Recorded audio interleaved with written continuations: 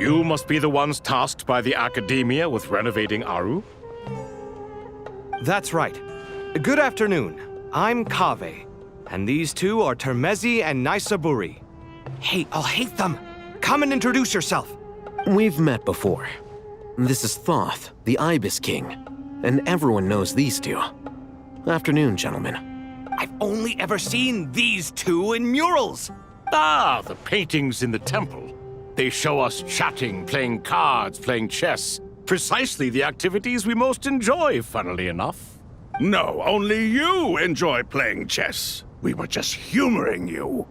I wouldn't go that far. Back to the matter at hand. A preliminary assessment by the Academia indicates that this project requires expertise in various disciplines, including the deciphering of ancient texts, mechanical engineering, the restoration of ancient ruins, and elemental theory. The most capable minds in their respective fields are here before you. If there are no objections, we'd like to begin our work. The artisans who built Aru for Al-Ahmar gave their very lives to create this splendid work. Follow their example by giving your utmost devotion to this project. I didn't know that. We'll do our best, of course, but we certainly won't be sacrificing our lives. Such brazen words. Humans these days are a far cry from their ancestors. What little respect you show for King Deshret. No, that's not what he meant. Please, don't mind him. He shares your sentiments, just not your, penchant for hyperbole. Assuming that's what you were going for?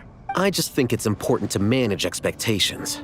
Forgive my lack of courtesy, but we simply can't sacrifice our lives to the gods on completion of the project like people in the legends of old. Here's a first draft of the project proposal for your perusal. Please let us know if you have any requests. Normally, I'd have made it look a lot more visually appealing, but we were really pressed for time on this occasion. I hope you'll forgive me if it's a little rough around the edges. Naturally. If my fellow ministers deem this meager display of respect sufficient, I suppose I can consider agreeing to their proposal. Why are you so preoccupied with the ostentatious displays of respect to Al-Ahmar? We should be trying to make things easy for them. You never know. We might have to rely on these young people to look after us in our old age. Exactly. This is Aru's mainframe. Be reminded to use it with great caution. We certainly will. Thank you for your assistance. You may attempt to lay out punishment should you so desire, though I'm afraid it would be futile. You and I both know that certain components of Aru can only be operated by humans. King Deshret always believed in humanity. Still, the reason that Aru's modules are designed that way is not so much because he trusted them, but more because he was wary of you. Is that true? No wonder human artisans helped to build Aru then. He actually required human assistance to create his greatest work. Naturally. Have you noticed that the Goat King keeps giving superficial responses? It's like he's just going through the motions and leaving the real debate to his colleagues. He understands the art of perfunctory speech. That's what earned him his position as the Minister of Ministers. It seems the rumors about King Deshret being a poor judge of character are baseless after all. Excuse me for being blunt, but it sounds suspiciously like you're putting yourself on a pedestal and mocking me. You're mistaken. And while there's nothing strictly wrong with making every conversation about yourself, it's not exactly a positive tendency either. You? Whatever. I knew it'd be like this working with you. All right, let me past. I need to look at this console. It's your job to activate it after all. Let's begin. Everyone, please proceed with the external checks and preparations as per the procedures outlined in the engineering plan.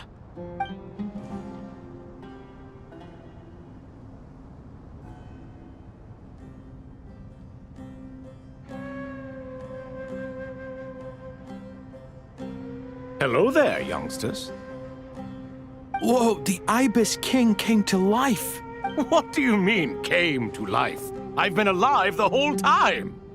You did say we could start our research, right? Are you having second thoughts now? I've reviewed the proposal. The work you're planning to carry out on this grand device is ambitious in its scope. You have ample confidence in your abilities, I take it? I wouldn't say I'm feeling hugely confident, but given how bad things are, I'd rather at least try something than sit around waiting to die. You are the top scholars of your day. I trust you are aware that there are countless links between Aru and the Akasha. Aru and the Akasha? But I thought the Akasha was the Academia's greatest technological accomplishment, created years ago by the Dendro Archon to help her people access knowledge. And you too? Do you not know either? You've read the instruction manual, right? You tell them. An instruction manual? The Akasha has an instruction manual? The Dendro Archon is a kind and thoughtful god indeed. It used to sit on a shelf in the corner at the House of Dana. Not the most popular read. If the manual is to be believed, Aru was in fact the original inspiration for the Akasha system. what? But there are so few records about Aru anywhere. And practically none of the scientific expeditions into the desert had anything to do with it. Ah, but this is something you could not possibly have known. You may have heard many stories about the desert, but what is the most important aspect of history? Consider this a quiz. Anyone from Vahumana present? I'm from Vahumana. It's, well, veracity. Precisely. And a large part of veracity is the chronological order in which events occur. I may as well tell you. In the beginning, Nabu Malikata, the goddess of flowers, descended upon Sumeru. The glory of the heaven was within her. She brought life, oases, and knowledge to this land. Then she created the Jinn, enlightened them, and ordered them to serve her. Two other gods also walked upon this land where wisdom flowed in abundance, and the three met beneath the great green trees. It was the first and greatest alliance. We should speak with reverence of this covenant between the three, which transcended both time and life. For they promised that in Sumeru, wisdom would be shared with all. All the great changes in Sumeru's history began with the goddess of flowers. For King Deshret's sake, she pried into the secrets of Celestia, and for this was burned to ashes by the flames of wrath. So grieved was King Deshret by her passing that he lost all interest in state affairs and devoted himself instead to the knowledge that she had brought back. It was after learning of the technology from that floating island in the sky that he first conceived of Aru. And so, the Akasha was inspired by Aru, while the basis for Aru itself came from Celestia's technology. Well, if the two share a common technological origin, then connecting one system to the other is an entirely feasible idea. Unbelievable. Have you no reverence at all for celestial technology? No, I do, but there's no time for that. The schedule is too tight. Blame it on the deadline. Perhaps you could try coming up with our cutoff dates. You know what it's like having to turn around 5 different drafts in one day? I wouldn't wish it on my worst enemy. Yeah, also, Sir Ibis King, you don't plan on getting directly involved at all, do you? Yes, well, you strike us more as having come to give a popular science lecture. Or, wait, does this count as more of a first-hand witness statement? Neither. Anyway, this sounds like far too much work for me. Still, if Aru is so powerful, why didn't King Deshret use it for more ambitious ends? Because it was never fully completed. King Deshret had grand plans, but he perished before they could come to fruition. In the beginning, his wish was to create something that could rival the very world itself. The Lord of Flowers sacrificed everything for that ambition. What he desired, she bestowed, and thus was knowledge brought into the world. Her courage and sacrifice had to be honored with the most splendid of monuments, or King Deshret would surely have deemed it a grave injustice. And that monument, built from knowledge and technology, etched with a sacrificial and courageous love, even in its unfinished form, it deserves to be treasured. At that time, King Deshret said the following to the Lord of Dendro. Since we share an eternal covenant, I shall never be your enemy. Hence, the fruit of wisdom from the heavens is not to be devoured. Remember, it is not that I lack the power to become the enemy of wisdom. Yet you and she have taught me much and shown me kindness. For this, I cherish you both. In the end, Aru was only used to store a portion of the souls. It was but a primitive form of the masterwork the king had envisaged. His final hope for Aru was to return to the past, when she yet lived. So the point you're making is, King Deshret was both powerful and ambitious, and he only ceased his imperious ways out of affection for the goddess of flowers and the Dendro Archon. You could see this as an act of mercy, but you could also see it as the sentiments that lay between these three gods placing constraints on him. This was, after all, the foundation of the alliance between them. This explains why Aru was both a prison and a monument, and why the answer to the three questions was time. You have to be careful who you get involved with, or you invite all manner of misfortune. This is as true for gods as it is for humans. Love is the same. It is both a prison and a monument. All right, let us pause the story here for now. Seeing as you've been so diligent, I'll offer a little help. Who's in charge again? Is it you two? Ah, yes, me and him. Now then, close your eyes. Wisdom hides in the space between the tangible and the intangible. It is to convey the incommunicable through the simplest of mediums. By the power of King Deshret, I shall grant you a glimpse into the unseen secrets that lie at the threshold of existence.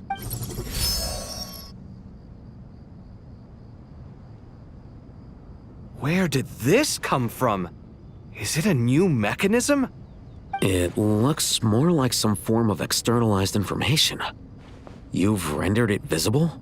Just as the Akasha allows you to access a greater range of knowledge, the power of our king permits one to perceive ingenuities that do not belong to this world. This is no ordinary mechanism. It reflects the internal structure of Aru. Whether you choose to increase or decrease, keep or discard. Come, use these to achieve the outcome you desire. Looks mechanical to me. Better let me handle it just in case. But wait, how do I get up there? Turn around. So that's where the elevator is.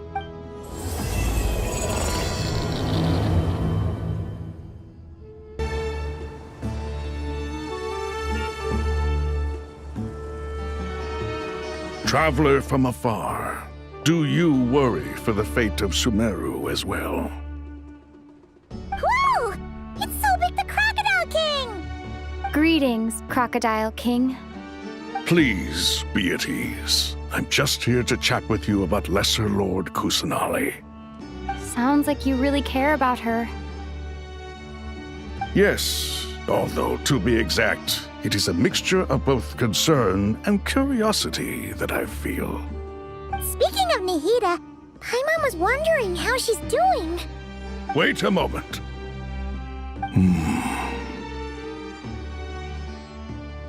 What is it? I tried calling out to Apep, but there was no response. This can only mean that she is focusing all her energy on taking care of Lesser Lord Kusanali. All the gods who served King Deshret seemed super surprised to hear that Apep agreed to help Nihida. Guessing she made a bad impression on you or something. Are you aware of the history between her and our king? Then you are learned indeed. I'm glad to know that Sumeru has the support of someone like you. At the end of his life, King Deshret tricked the Dendro dragon into swallowing him whole, leaving her to bear the torment of his sins. The Dendro dragon despised King Deshret, yet he outwitted her.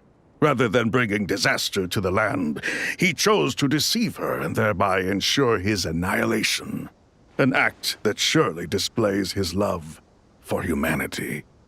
The Dendro dragon stands for the glory of a bygone era. She hated Al-Ahmar and what he represented. All the gods, all the power they wielded. And so, her willingness to help the Dendro Archon through this crisis comes as a great surprise indeed. It makes one wonder whether, perhaps, the Dendro Archon assisted her in the past. Yep, Nahida did her a huge favor.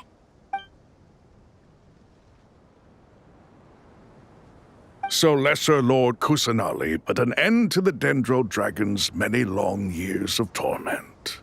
As much as she loathes the Seven, a pet knows kindness when she sees it. No wonder she was willing to make an exception. Yeah, that's the sense we got from dealing with her, too. She is not incapable of coexisting with other living things. Rather, she actively chooses to avoid coexistence.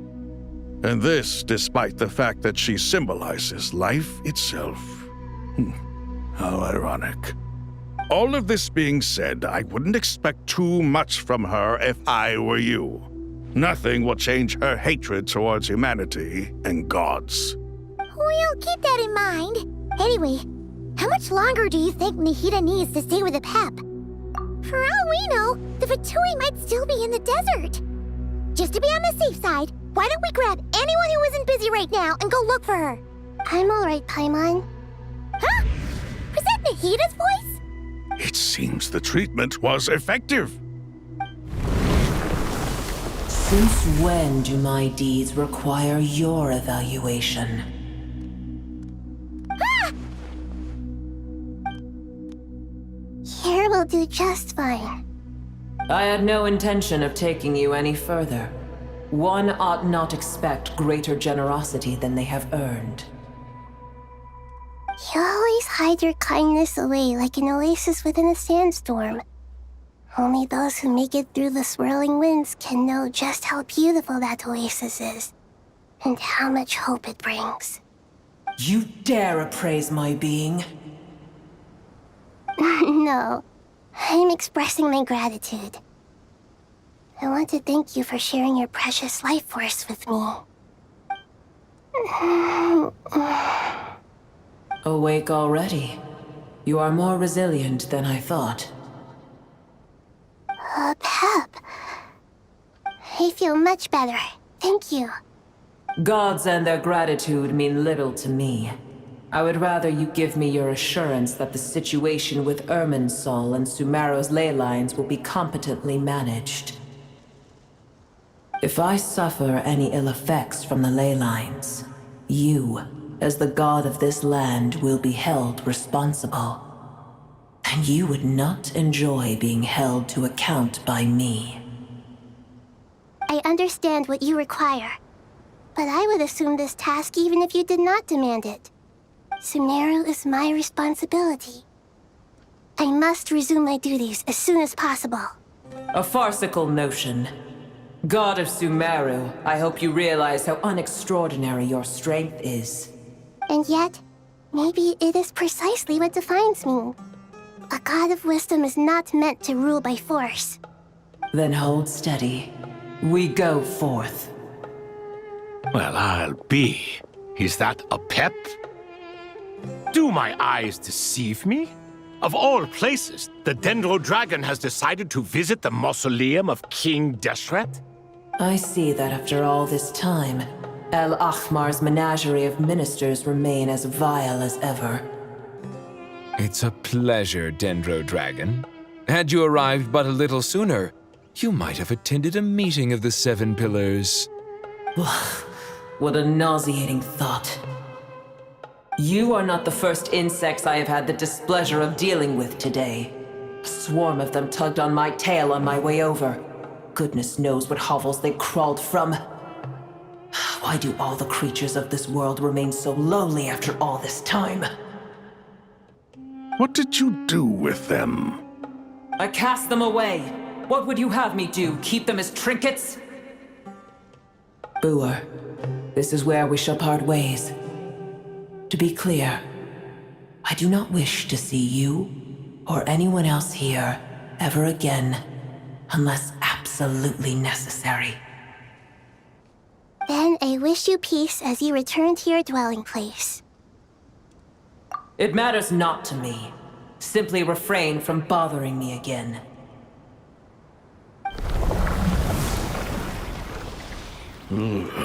A force to be reckoned with. At times like this, I feel glad that she has no interest in any of this. Hold on, just hold on, okay? We're almost there. We made it! Huh? Wait, that voice! It's... Uh-oh, I'm gonna fall!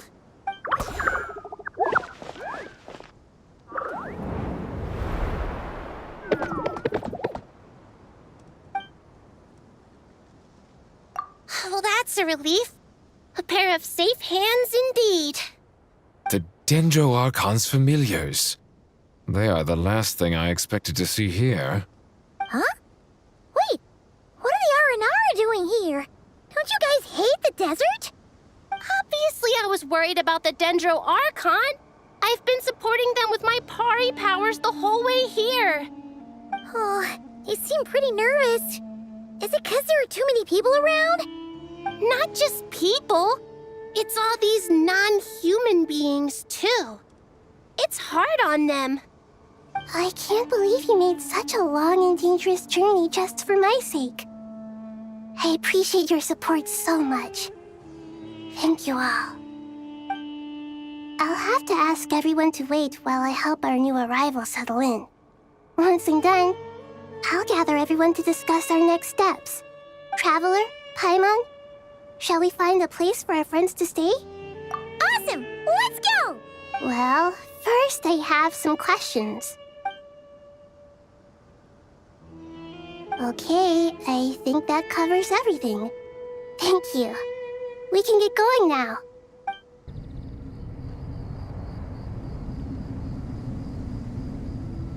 Ah, everyone's here. Wonderful. Dendro Archon, you're back. Are you recovering all right? You mustn't push yourself too hard. I'm doing very well. Thank you for your concern. I see. Using the power of Aru to reboot the Akasha and gain access to Irminsul. It's a sound plan, although... I regret to be the bearer of bad news. But with the state that Irminsul is currently in, it's impossible to access via traditional means. Even the Akasha won't change that. Alas, we had feared this may be the case. And what about non-traditional means? Non-traditional means? Are you saying... Desperate times call for new measures. Ah, it's you. Is there a situation? The Aranara have good intuition when it comes to people. In other words, there may well be a traitor among us. Given everything that's going on, I'd be more surprised if there wasn't. Miss Nefer, as a professional intelligence broker, I trust you have a solution? Not one that I'm willing to volunteer. What's in it for me? Let's say I'll treat this as a pilot project aimed at expanding your intelligence operations. Whatever business you're in, an avenue to demonstrate your abilities could never hurt. I like the sound of that. Glad we're on the same page. Given that you rarely set foot in Sumeru, practically no one at Caravan Rebot knows who you are. I take it you've read the files on everyone in the area? Yes. I also skimmed the list of evacuees, and am more or less up to date on where everyone stands. Any initial suspects?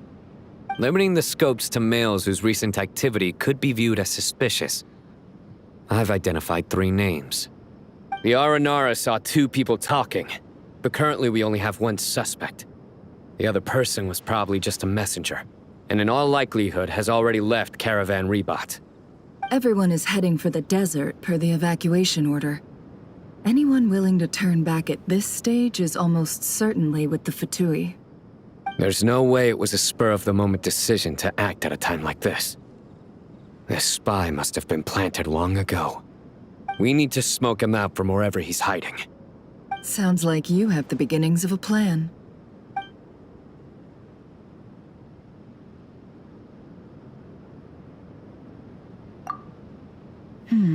I see. Your suspicions are well-founded. I'd be watching him too if I were you. So far, we still lack solid evidence that he's been bribed. He hasn't made any recent purchases that would indicate he came into some cash. Then let's get closer to him to confirm before we make our move. I can handle it. I'm not based in Sumeru, so barely anyone at Caravan Rebat knows who I am. And you're certain you've never encountered this person in Nodcry? I'm certain.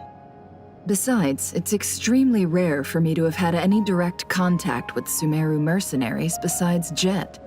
There's no way he could have seen my face before. Sino, stay out of sight and wait for my signal. If he raises any red flags, I'll bring him toward the main road. Understood. I'll take it from there. Excellent. Well, it's a pleasure working with you.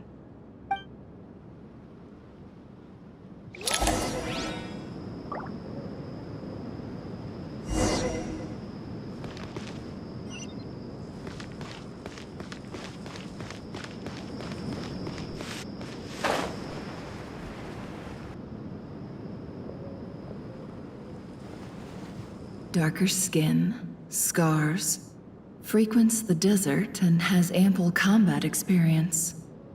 Nothing unusual about how he dresses or acts. What's that he's looking at? A coin. Interesting. Could that be how his contact paid him? Conveniently discreet for someone trying to hide any unexplained income. And yet it could be highly valuable. Sorry to bother you. Has everyone here already left? I don't suppose you happen to see a lady wearing a hat? Ma'am, what are you doing in Caravan Rebat all by yourself? The main group evacuated some time ago. Didn't you pass them on the road? My friend and I lost some of our cargo along the way.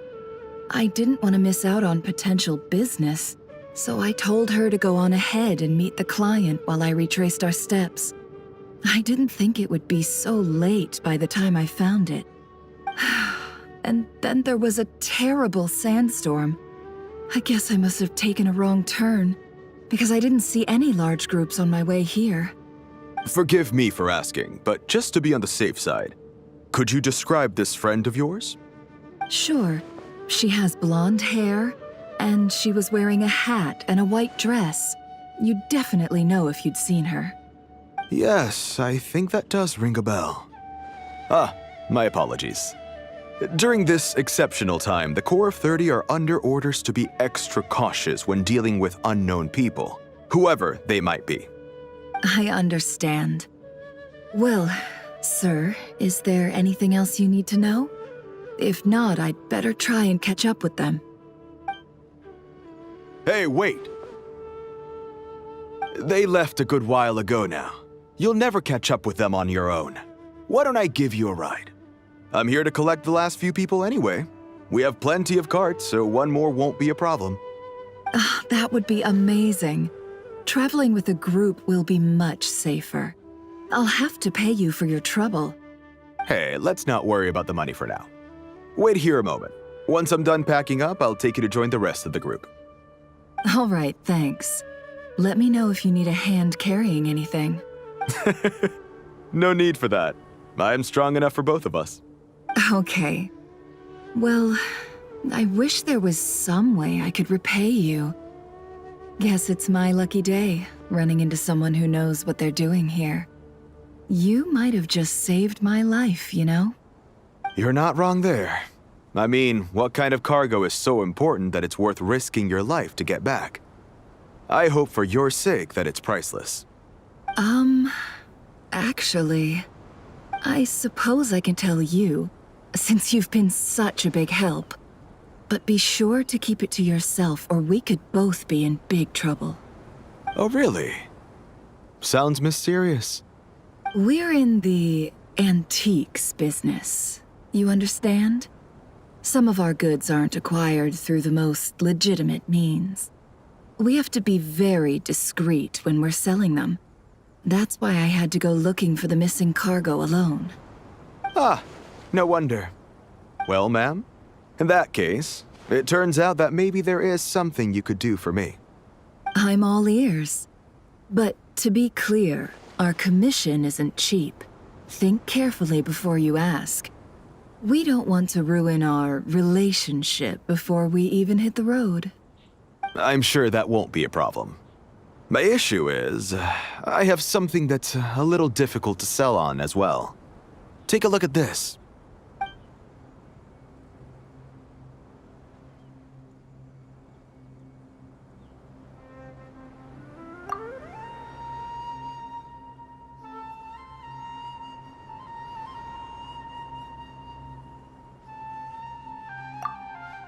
Pure gold. That's quite something. How'd you come across it? Dig it out of some ancient tomb? If you look hard enough, there are many treasures to be found in the mausoleum of King Deshret. It has no distinct Snezhnayan markings.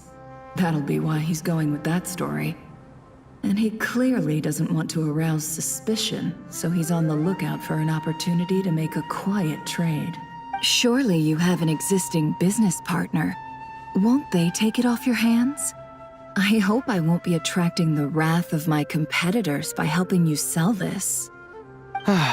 The shop I used to work with is having cash flow issues at the moment after losing some money. I'm under enough pressure as it is without having to deal with them. On the off chance anything went wrong, I'd never get my money back. I understand.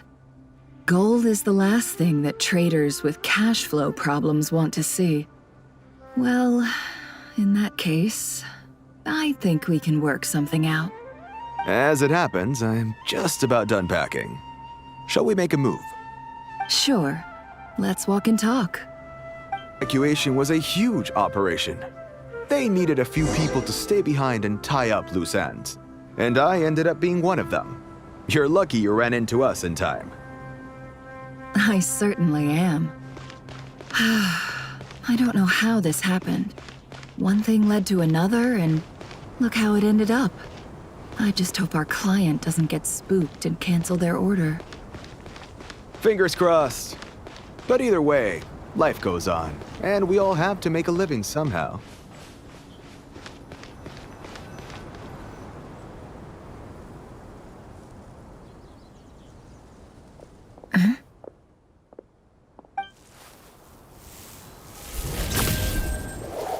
Hands where I can see them. General Mahamatra! No, wait! What are you doing?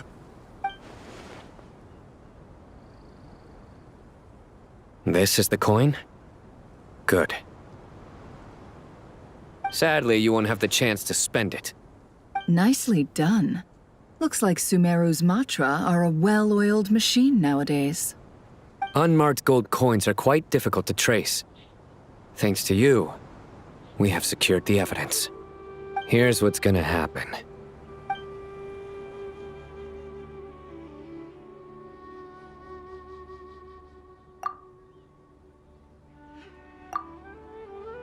Southeast from here, leeward side of the hill. That's where he's meeting his contact. Great work.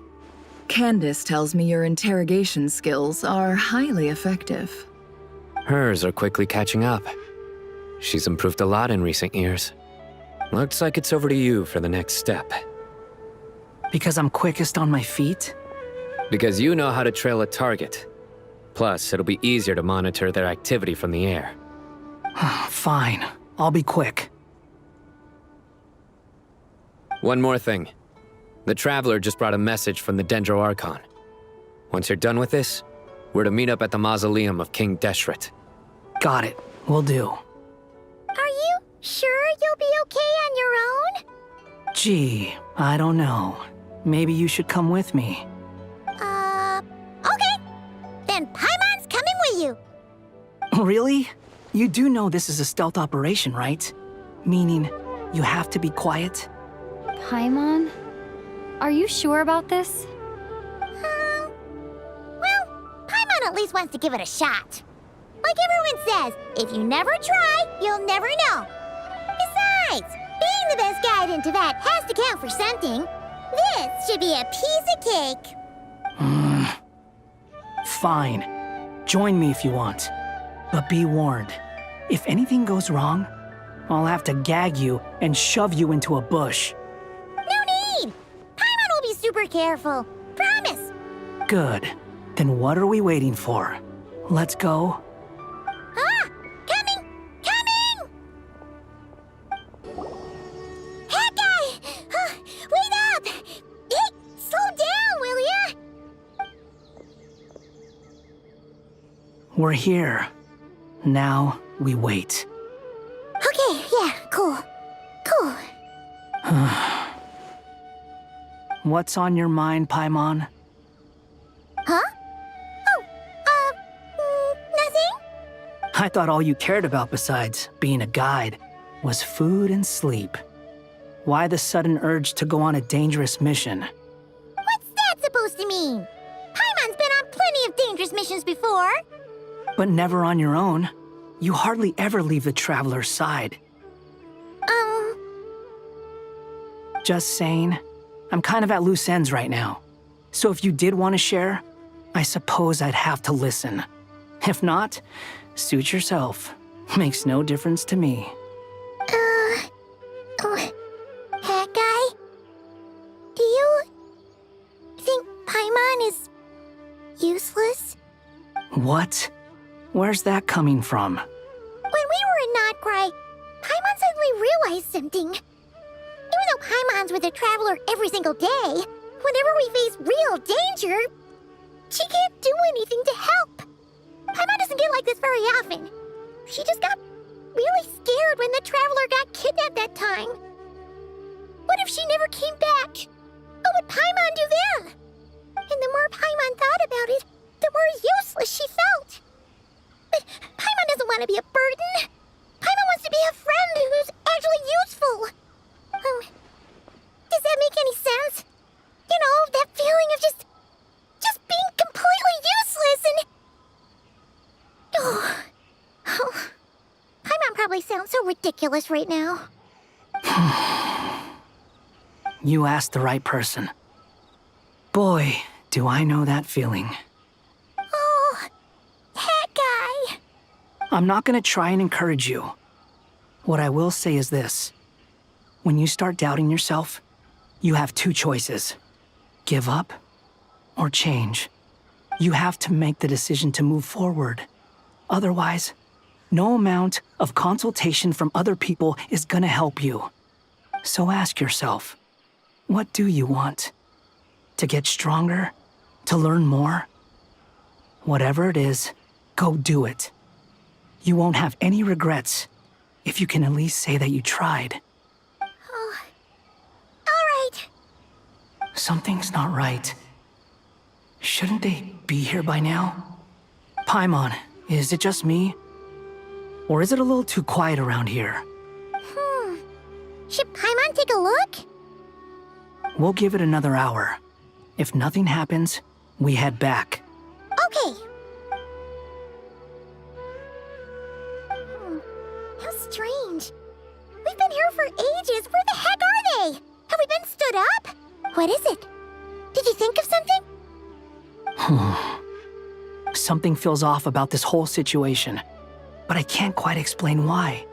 We know for sure that the guy Sinocot had something set up, yet somehow his contact is a no-show. So, either the handler got caught, or, more likely, they decided to cut our guy loose. How would they know to do that? Wouldn't they at least That's the problem. They couldn't possibly know what's happening here. Unless... This feels all too familiar. Come on, let's head back. Even though this isn't a formal meeting, I'd still like to start by saying how grateful I am to each and every one of you. Thank you all for coming here and standing by our side. Shesipank and Bennu are currently assisting the scholars with the maintenance of Aru. Please forgive their absence. As for Hermanubis, may he rest in peace. We remember him with great fondness. There have been times when I imagined what it might be like to meet you all. Now that it's really happening, I feel quite emotional. Time has taken many things away, but that which remains is all the more resilient. I must say, there is one thing that rather surprises me. You appear to be in good spirits, Lesser Lord Kusanali. But even so, I can sense that the life force given to you by the Dendral Dragon has far from fully resolved the problem of your vitality. Oh no! So even a Pep's power didn't work? Don't worry, Paimon. It worked very well indeed. The issue is how closely I am tied to Irminsul. Until the problem with it is resolved, there is no way I can fully recover. Sumeru has undergone tremendous changes during your absence. When gods pass away, inevitably, people's faith in them grows weaker. You must have sensed it already. Your power is not what it once was. Regrettably, this is true.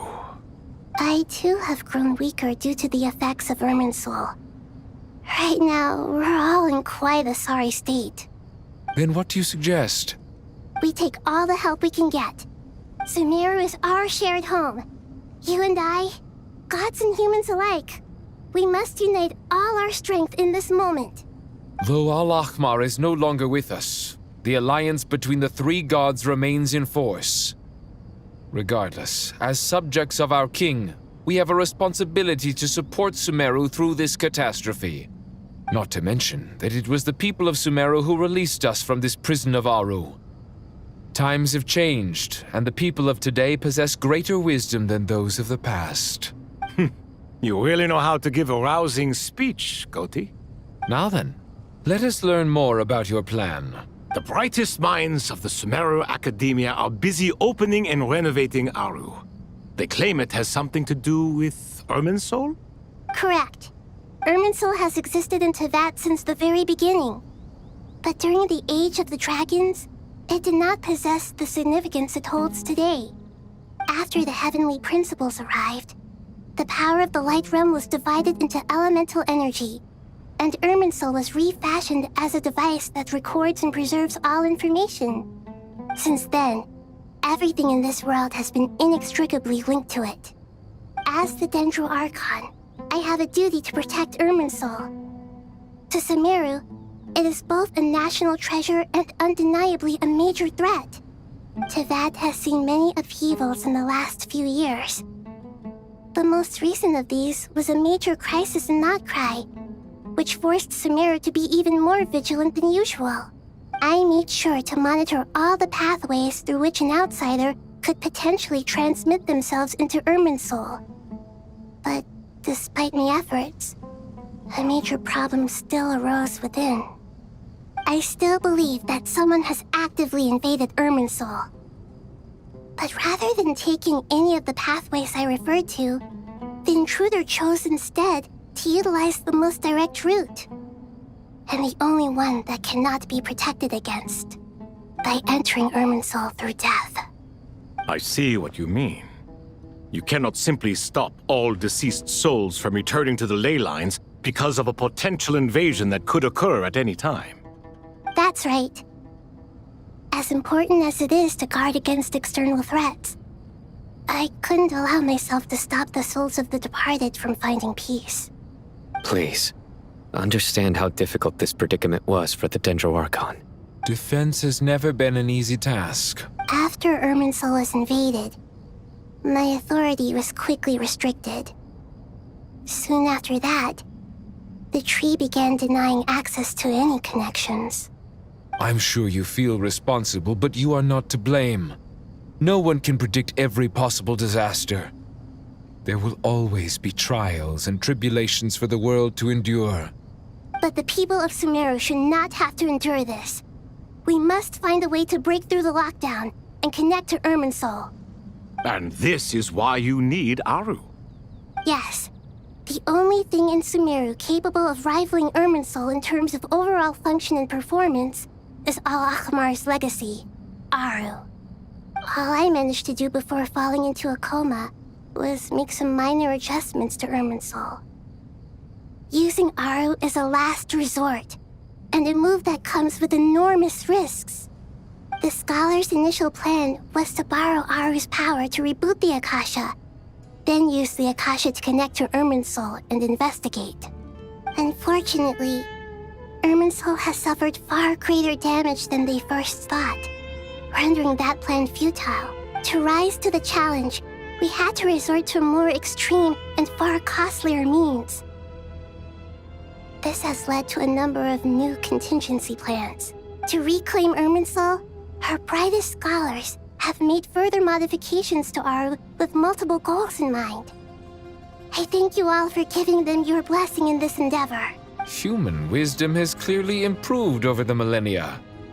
You have not only our support, but that of the Jinn, the Aranara, and the Pari. Together, we will do everything in our power to save Irminsul. By the way, when you spoke earlier of an intruder, it almost sounded as if you knew who you were dealing with and what they were capable of. Well, since you ask.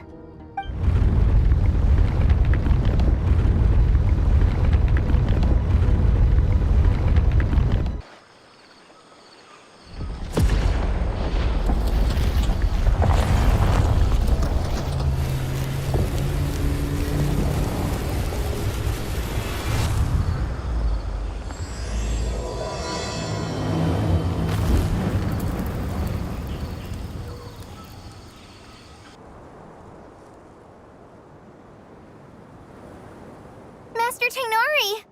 What is that? Is this Irminsul? How did this happen? What's going on inside?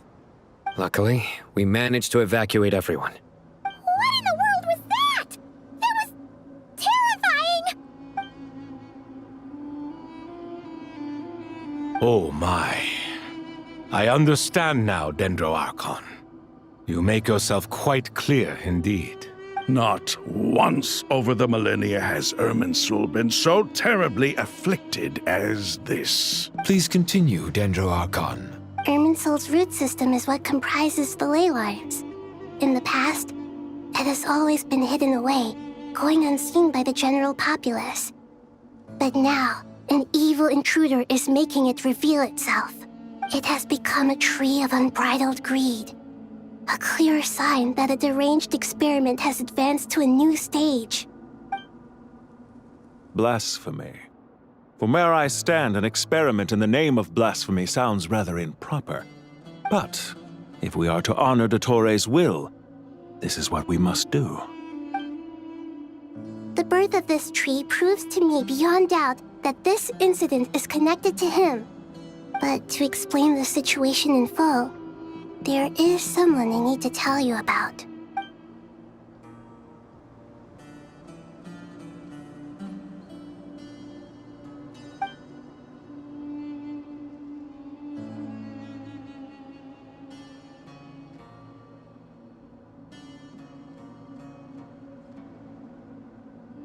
Zandik. So it was him. I saw him in the desert once. A man of supreme arrogance. So this is where it has taken him. But didn't Dottore die and not cry? How is he still able to do all this? He must still have loyal followers amongst the Fatui. Even so, I'm still unclear as to how he has been able to wield such a profound influence over Irminsul. I can confirm that Fatui forces have arrived in Sumeru City. Furthermore, Irminsul seems to be undergoing some kind of mutation. Evil branches are beginning to grow. Things that do not belong to this world are slowly but surely materializing. Sorry, I couldn't think of any other word to describe it. They don't seem to be fully formed physical entities yet, after all, but they are gradually becoming real. A baleful tree climbing up into the heavens. Speaking of Dottore, I have some information on that front as well.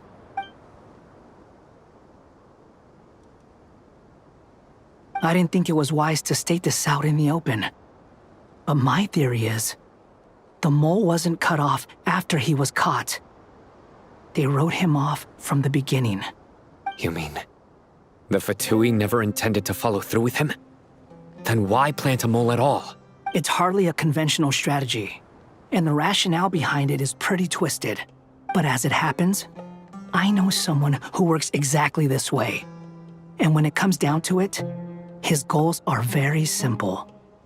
He just wants to confuse people, so they can't figure out what he's up to. He's been a collaborator of Dottore's from the outset.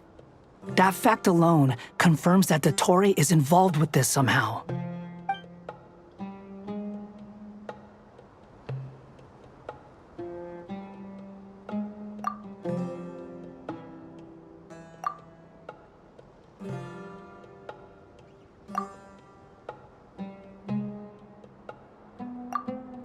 There is still much to be done. Everyone, please remember our core strategy. As per the discussions, the following groups must act immediately. Mr. Al-Haytham and Mr. Kave, the next phase of the Aru renovation project must begin right away. Godspeed to you both. We'll give it everything we've got. The plan looks feasible, but the implementation will require certain resources. General Mahamatra Sino and his team will help to procure the materials required for modifying the terminal. No problem. I've already spoken with Sethos and Hat Guy, and they've agreed to assist me. This kind of thing is best left to the fleet-footed, right? Hat Guy? If it's efficiency you're after, we're the right people for the job. Following up on the elemental energy amplifier we discussed, Ms. Dory, I assume you're the one most familiar with the status of this project. Aside from the Dendro Archon, of course. Yep, that's right.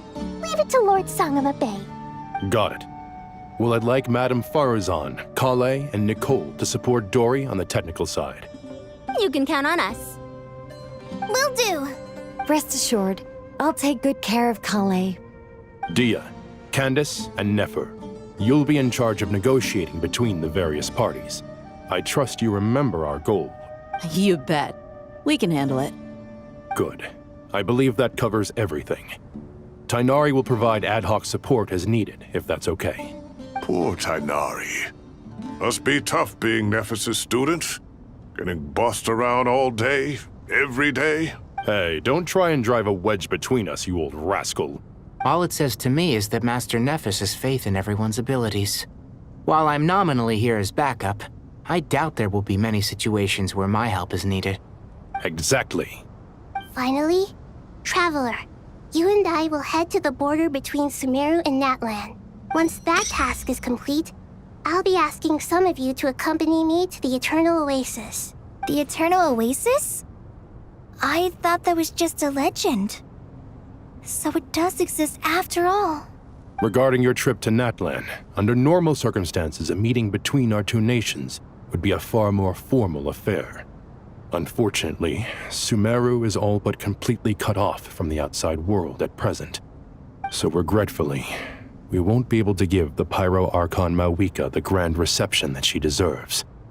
My apologies for the inconvenience. No point putting too much pressure on yourselves. That goes for everyone. Right. Especially you, Dendro Archon. I'm sure you're still feeling quite weak. Don't worry about me.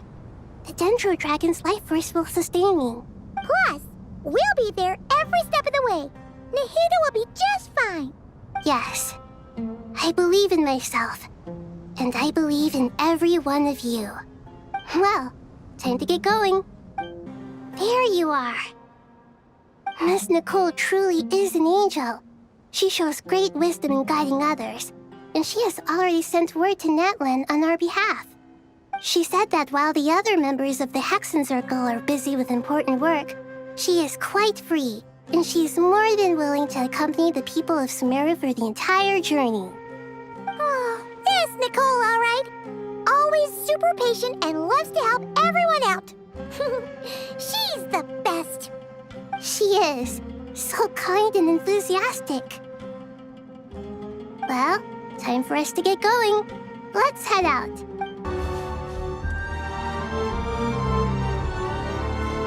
This should be one of the closest places to Natlan in all of Sumeru. There's the barrier Nicole and Nefer mentioned. It completely cuts this nation off from the others. But why? Why separate you from the rest of the world now, specifically? And if I'm not mistaken, Irminsul was polluted once before, wasn't it?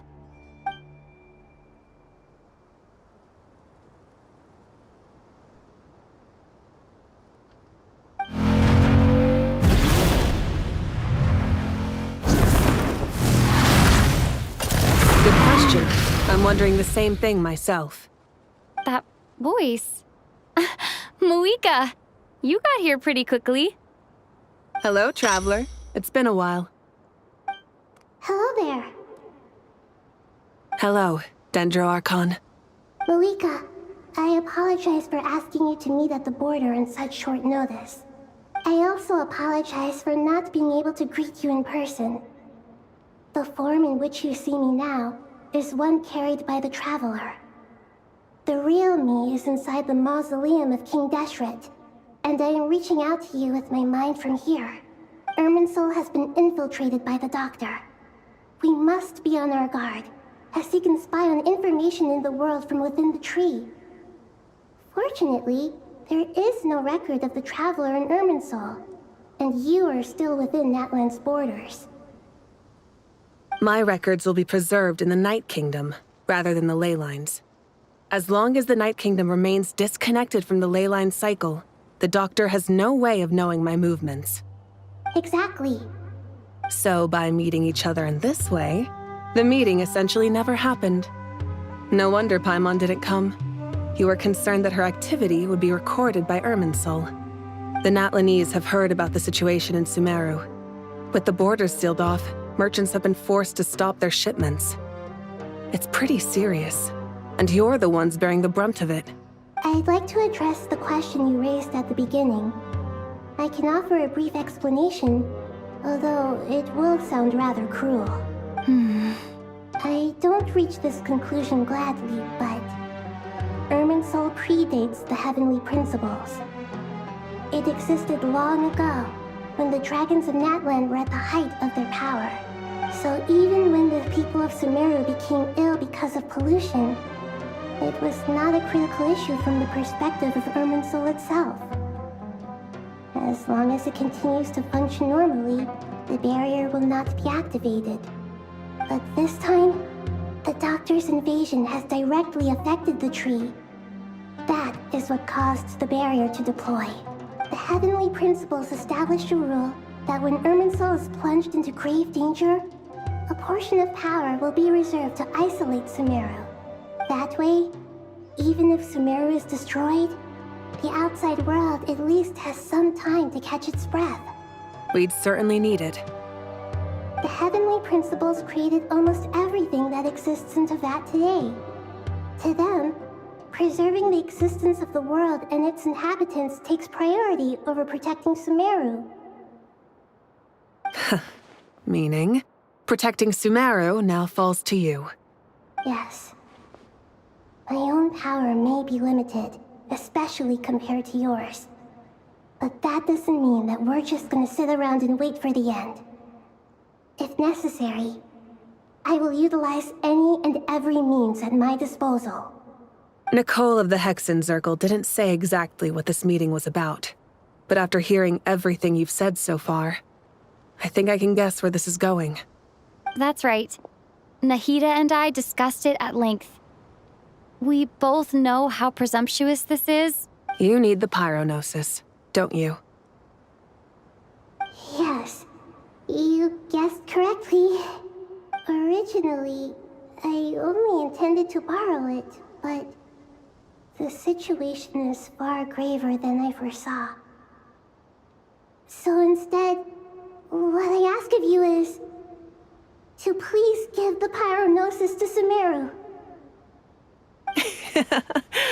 Why do you sound so nervous? There's no need to be shy.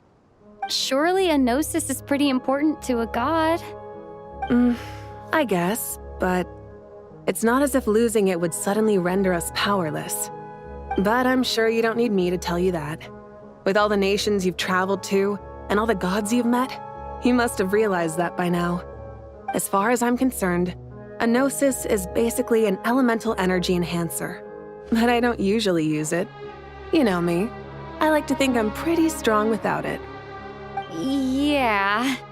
Not about to dispute that. So you see, you don't need to sweat it.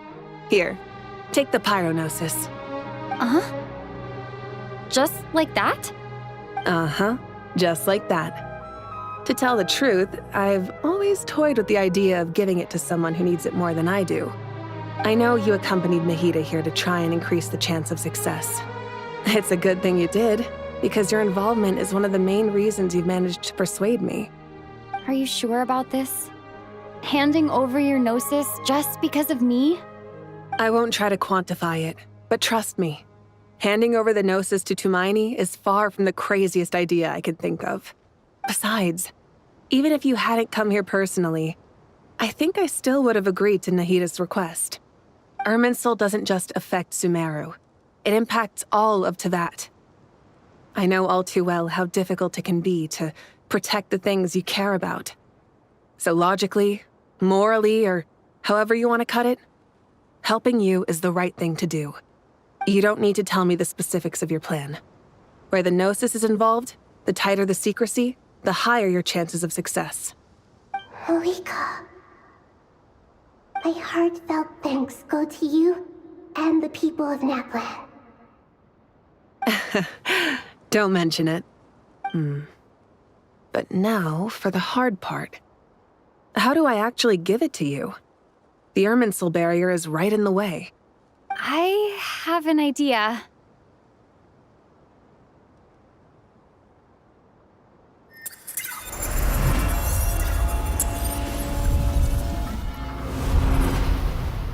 Just as I thought.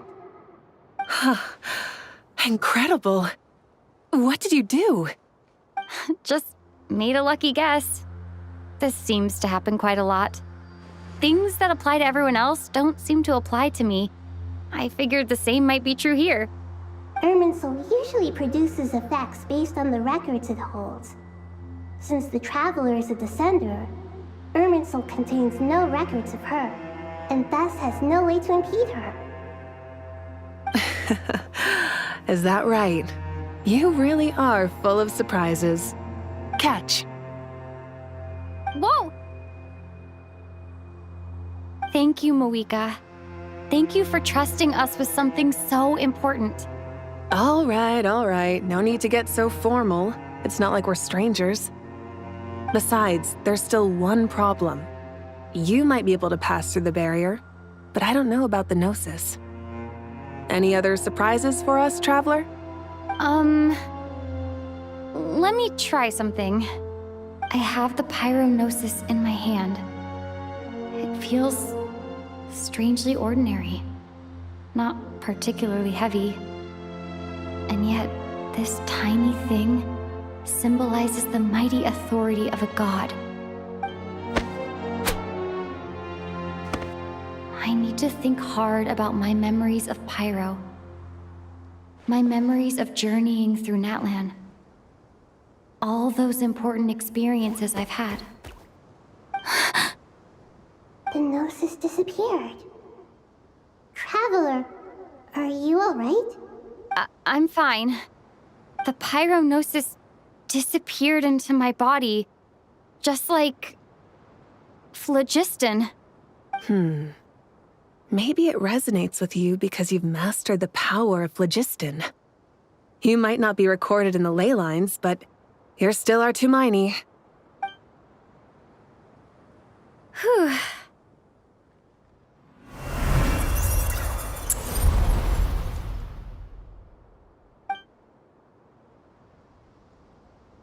Please allow me to express my gratitude once again, Malika. Pleasure. Well, I've given you all the help I can. The rest is up to you. Good luck. We won't let you down. Yeah, we aren't about to lose. Traveler, Paimon, how are you feeling? Paimon's a teensy bit nervous, but only a teeny tiny bit. Seems like she's gotten way braver over the last few years, huh? Of course. After all the adventures you've had with the Traveler, I'm sure you've gained a lot of experience and grown as a person. I'm doing all right. What about you, Nahida? How are you holding up? With the negative effects of Irminsul, I am a bit like a piece of fruit that's been burrowed into by hungry insects and left to rot. I'd be lying if I said it was nothing. But please don't worry. We all know what we're getting into, and we've prepared as well as we can. I believe in everyone. I believe in you. And I believe in myself. Stoking the fire inside oneself is certainly one way to live, but knowing when to rely on one's companions is also a form of great wisdom. I've been quietly learning little things from everyone, like plucking tufts of fur from a sumpter beast. Me too. With the constant traveling, I'm always learning and growing. That's the journey of life. I think there's someone else here who would share that sentiment. Don't worry about what I think. I was just passing by and happened to overhear your conversation. What are you talking about, Hat Guy? This is the top floor. No one passes by the top floor. Says who? You can fly just like I can. I would have thought it makes sense to you of all people. I don't know why, but I feel a little more relaxed now. It shows that you feel comfortable laying down your burdens in our presence. It means that Sumeru is a place you can trust, where you know we have your back. And we feel exactly the same way around you. That's what it means to be friends. We'll make our move. Good. As much as pop. That'll be enough. Master Tainari! Mr. Sino! I brought some juice and some water. I know how easily. I gotta ask, though. Who's... Madame Farr is... A juicer. Yeah, The juice is very sweet. I think so. Kale, how are you Physically, it just still feels strange to me. I know the feeling well. At least now. All the more reason. Those two things are... What are we all chatting about, Would anyone like any juice? I had some earlier. Very well, very well. There's this enormous power. And then there's little... Yeah. Kale, just because we normally keep the conversation light doesn't mean we can't discuss deeper issues. I don't think it's childish at all. You were the victim of a terrible crime. It's normal to struggle with the fallout from it. You have absolutely nothing to be ashamed of. My professor once told me that no incident can be considered truly resolved until the victim says it's over. Your rage. Thanks. Miss Nicole, every innocent person who's been hurt needs time, but it's all I don't know if you've known... And since this... Yeah. Sumeru is my home. And once you're done? Stop it with the say... Hey, excuse me. There are still 3 Thank you, Madam Farr. Drink up and enjoy my handiwork. I think of these. I know. I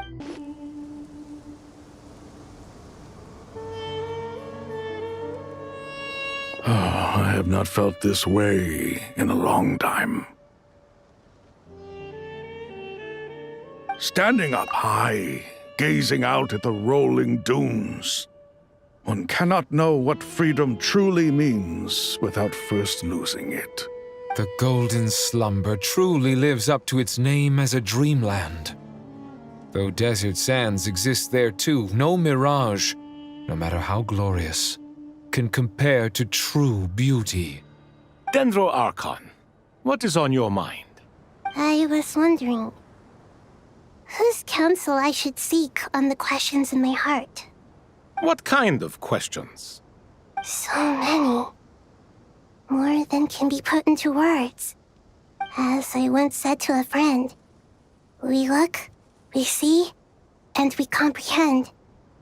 But the question still troubles us.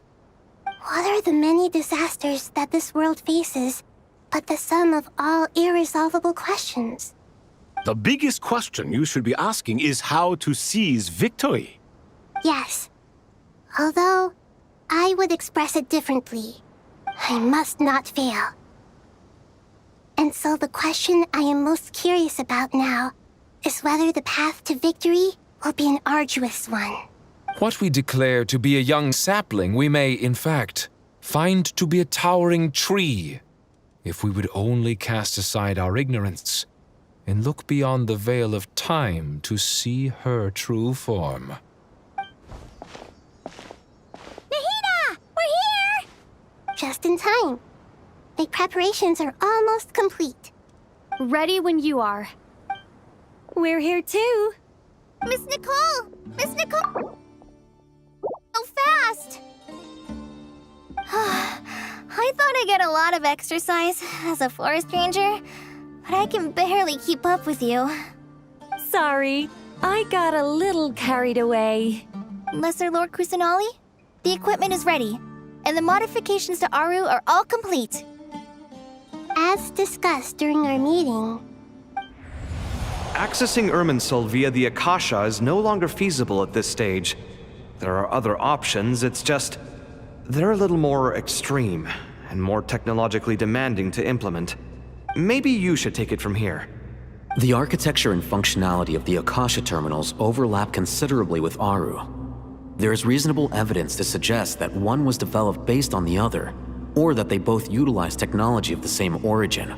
As long as the transplant and merge operation succeeds, Aru should theoretically work on a scale greater than the Akasha and approximately equal to Irminsul. It will become the largest active computing device in all of Teyvat. A system this powerful is capable of a lot of different things.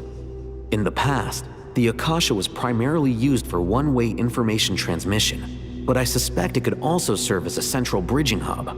In the pursuit of greater knowledge, some scholars have attempted to connect their consciousness to Irminsul through the use of terminals, incense, and meditation. Correct. In academic language, scholars who reach that stage are said to have entered Satyavada life. Hypatia has performed this practice many times in the past, and she was once under my care for a period of time. Right. And this at least proves that there is a zone within Irminsul that can be connected to. that's right. Providing wisdom to the people is one of the very reasons for Irminsul's existence. I think I understand where you're going. Please, continue. In that case, I'll skip to the conclusion then. We need to further modify Aru, merge it with the Akasha, manufacture terminals, and distribute them to every single person we can reach. Every person? Even the desert folk? Yes, everyone. I've already calculated the amount of raw materials we need. So you mean we're going to get new Akasha terminals? Yes, but this time the people of Sumeru won't be using them to acquire knowledge, just to connect to Irminsul. That's the key. When we evacuated the city, we brought all the important assets from the House of Dana, in case we ended up needing them. Fortunately, this included the Akasha system's main terminal. We've checked all the relevant records, and one thing is certain. Nothing like this has ever been done on this scale before, so... Everyone in Sumeru is part of the plan. Whoever controls the people controls the situation. Since this function of Irminsul was introduced, it has only ever been made available to scholars, who don't constitute a particularly large group of people. But by expanding the scale to include all the people of Sumeru, all the individual connections will stack up to create a significant load on the system. Under normal circumstances, Irminsul would be able to cope with the additional load. But with it already being under strain from other activities, its remaining capacity is limited. Thus, it might be possible to shut it down completely by overloading it. Counting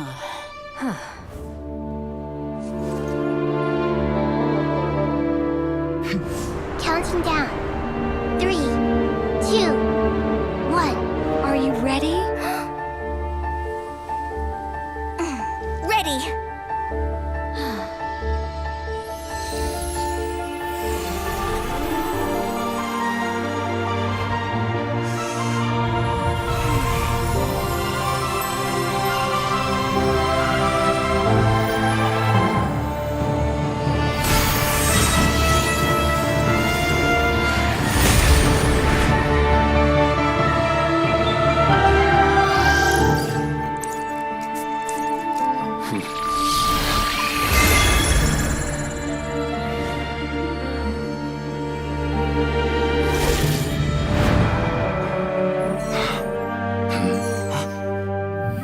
In the past, when people sought knowledge, they turned to the Tree of Wisdom.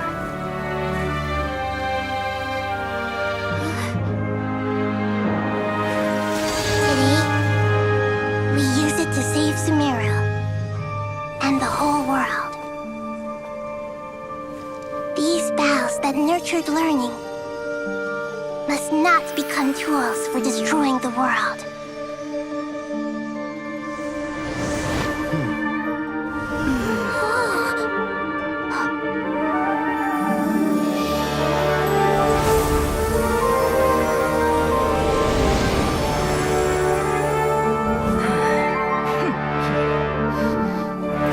Stop. Please stop. End this transformation.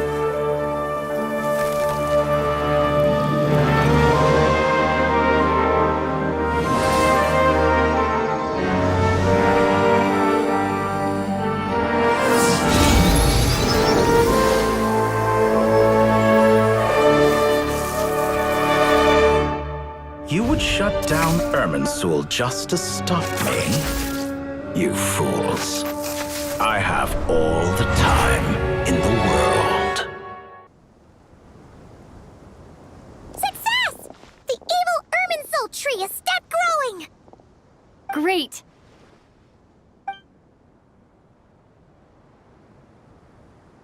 What a display of true courage! The courage to think and the courage to act! I never thought I would witness the shutdown of Irminsul with my own eyes. Perhaps this is human wisdom in action? Indeed, only humans could do such a thing. Gods are few and far between. What was once created for spreading knowledge is now used for another purpose. A rather ingenious plan. I am grateful to you three for your help. Only thanks to you were we able to extend Aru's interference capabilities to cover all terminals. Now, nobody who wears a terminal will have their activity accurately tracked by Irminsul. No matter how many eyes Dottore possesses, he will not be able to see us clearly. Now for the next step. I will need the help of your supreme powers once again. How might we be of service, Lord of Dendro? I need to reach the Eternal Oasis immediately. Right now? In that case, Ibis King, would you agree that this is a fine opportunity to dust off our old tricks? Never. I assume you have that chess set with you? You mean the one you gave to me as a gift? Asking for it back, are you? How could I? You misjudge me. I just wanted to show you another way you can use it. Connect to Safhe Shatranj.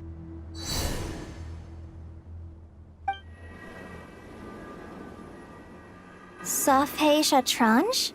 You mean that place in the desert? Thoth's chess set gains its power from the chessboard laid out in the desert by King Deshret and ourselves. All ceremonies conducted using the chess set must be activated via Safhe Shatranj. In other words, the chess set is an extension of the chessboard. In the past, moving a chess piece was a sacred and momentous act. Transfer initiated. Entering live combat mode.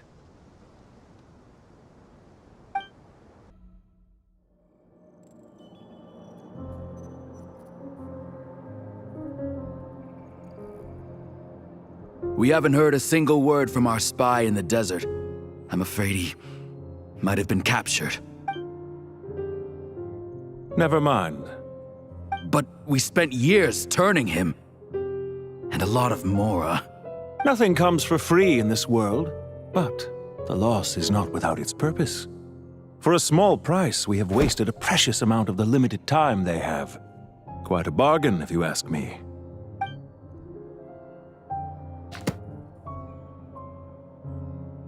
Understood. Weighing profit against loss is a necessary part of life. But to tell the truth, I have been operating at a loss since this all began. Since many centuries ago, in fact. For instance, why would a banker act as the executor of a will? If you hadn't deposited your personal belongings at Northland Bank, I would have no reason to be here right now.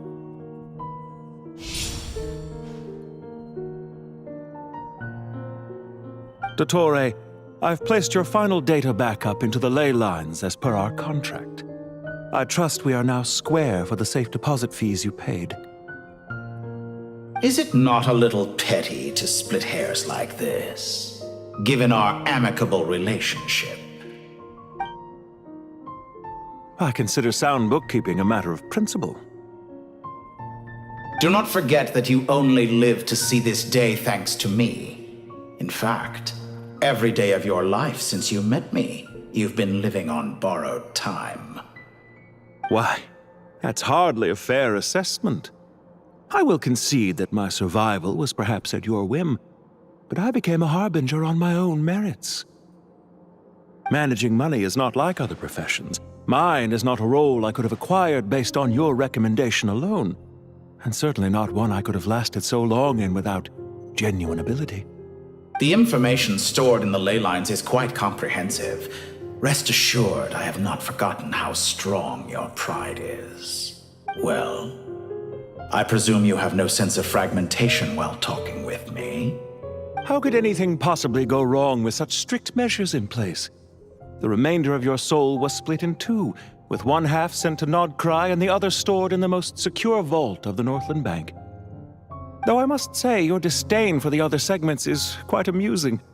Zandik is you, and you are Zandik. Zandik created the segments, yet you, a segment yourself, reject him.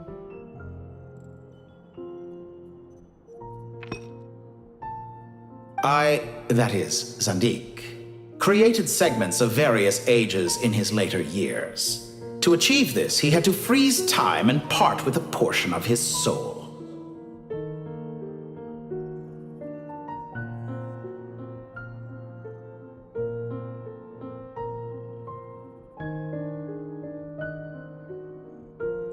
But as constructive as it sounds, it erases my uniqueness. If each segment is equally me, then by the same token, none of them are truly me. A soul living forever in the past inevitably holds different views than he did in his later years. The same thing that completes me also restricts me. You too might ask yourself which stage of your life you want to be preserved at. The day your business failed? Or the day you were framed by a gang and sold off to a medical lab as a test subject? We needn't dredge up the past. This undesirable plan was eventually scrapped. Lesser Lord Kusanali was quite right. I needed an opportunity to eliminate myself. And after that, I concluded that there was no more effective plan than directly splitting the soul. Once the soul is transferred out, you will find that creating a physical body is far simpler than creating a puppet. The other half of your soul suffered a crushing defeat in Nodcry, you know. And yet in the process, I obtained the information I always wanted, did I not? Because now we finally know where the best testing ground truly lies. I once thought your ultimate goal was to ascend to godhood. But as it turns out, that was merely one of your experiments. Experiments take many forms. Most people are too eager for success, too fixated on the end goal. They forget that the experimental process itself is just as important. A suspiciously vacant seat, a new face. I trust you can put two and two together. The reason it doesn't exist is because someone tampered with the record. What can I say? After all your efforts, you really did uncover the world's secrets. So, is the new world you promised a lie? No, it never was. I am glad to be able to control Irmin's soul from within. Now I shall attempt to create a new world inside the existing one. Almost everyone faces the prospect of death, but not a single person has ever been able to experiment unrestrained in the afterlife through sheer force of will. I am the only one to have overcome this enormous challenge. Would I not be letting the world down if I didn't make the most of the opportunity to experiment? Clearly, the dividing of your soul did not affect the magnitude of your ego. Out of all the versions of you that have ever existed, this you is the most insane and the most radical. Is that why you chose to work with me? Which was it then? My insanity? Or my radicalism? Could I call myself a venture capitalist without a suitably ambitious plan to invest in? Yours happened to fit the bill quite perfectly. Well then, I must say, while I am surprised enough that you showed up at all, what surprises me more is that you chose to present yourself as my former subordinate and not as the banker Pantalone. Why make things harder than they need to be?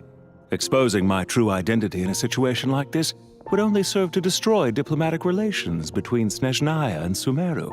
I daren't imagine the consequences. Showing up in the name of the original antagonist gives you the recognition you rightly deserve, while also being sensitive to Snezhnaya's predicament. It was an easy win.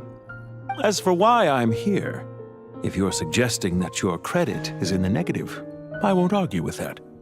Many people say that about you.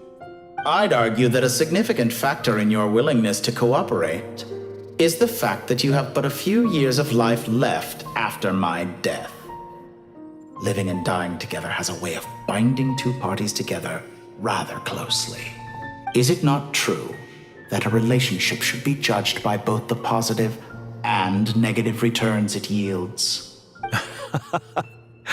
So some of what I said actually made it into your head after all. It's true, especially for a human being. Let's not pretend that you're any more innocent than I am. Is it really so greedy to want the world to operate by a new set of rules? Of course not, my dear friend. And as I've said before, mutual interest is the foundation for the most reliable of relationships. I just hope there never comes a day when I have to work too hard to prove that. Regrader, sir. People have been spotted approaching Sumeru City. How strange. Despite your access to Irminsol's data, it appears the soldiers noticed before you did. They must have found a workaround. Well, Dottore, I trust you know what this means. The fact is... They're coming. They'll breach the city gates any moment now. But even so, I would say Irminsol is a wonderfully convenient thing on the whole. If you do manage to create a new world, perhaps you could plant one outside my office, too. I'll consider it. What do you need me to do? Stall them? The experiment will take time. Stall them for as long as possible. Very well. But you're really asking for the moon here. Have you heard this story?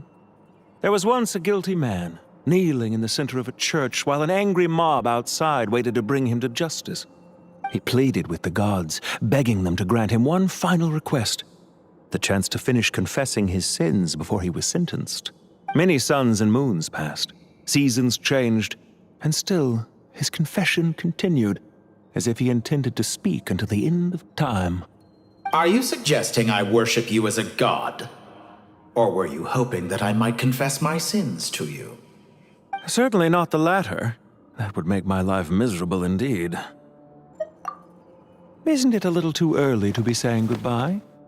Not that I wish to keep you from your business, of course. Very well. Let's leave the conversation there for now.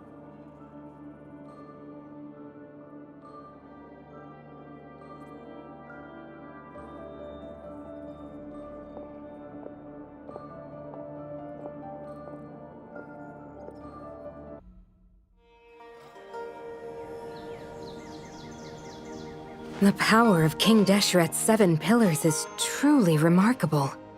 With just a chessboard, you can move an entire unit across the material plane. Yeah, sets us up for a much easier fight. Really makes my day. The last time we stormed the city, it involved a lot more running around. I wonder how many people can say they stormed a city twice in their lifetime. I was just thinking that. I've definitely had more than my fair share of unusual experiences in my life. This is my first time here, actually. We never usually leave Gandharvaville. I hope this will be my last time. Does everyone have to chime in? Can't we just fight? What an amusing comment, my dear lady. Yet humans often alleviate tension via small talk, do they not? Whoa! Why is Candace's shield talking? Because the image on her shield is one of me. And I, of course, can appear wherever I wish to. Well, la-dee-da. Isn't that fancy? Could I get in on this? You wish for your gauntlet to speak? Why, certainly. Ahem. I think you'll find that it is I whose image is carved hereupon. Thanks. Definitely feel stronger now. You're welcome, my lady. I am glad to lend you my power. Sino, what's the situation? There are troops stationed at every entrance. As we expected. A frontal assault will suffice. Everyone, stick to the plan.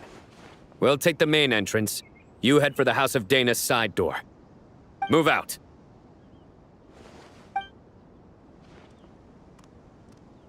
We scout! Judgment is upon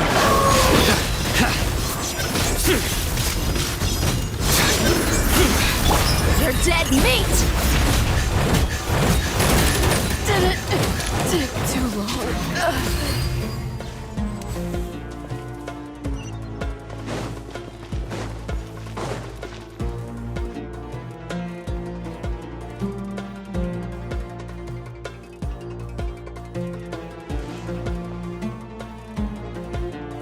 Look out! It's an ambush! Finally. We need to hurry. Take the middle road now. Mahamacha Sino, area clear. Don't relax just yet. More Fatui approaching from the right.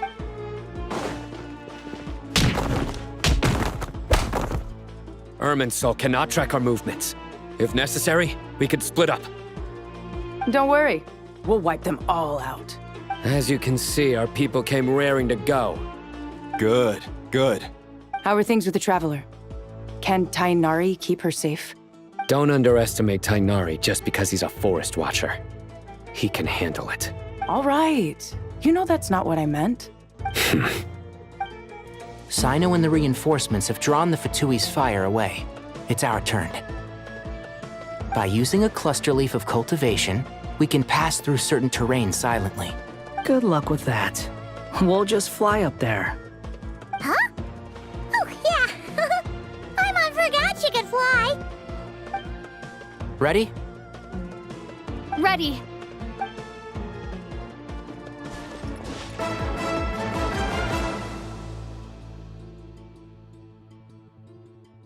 Fatui soldiers up ahead.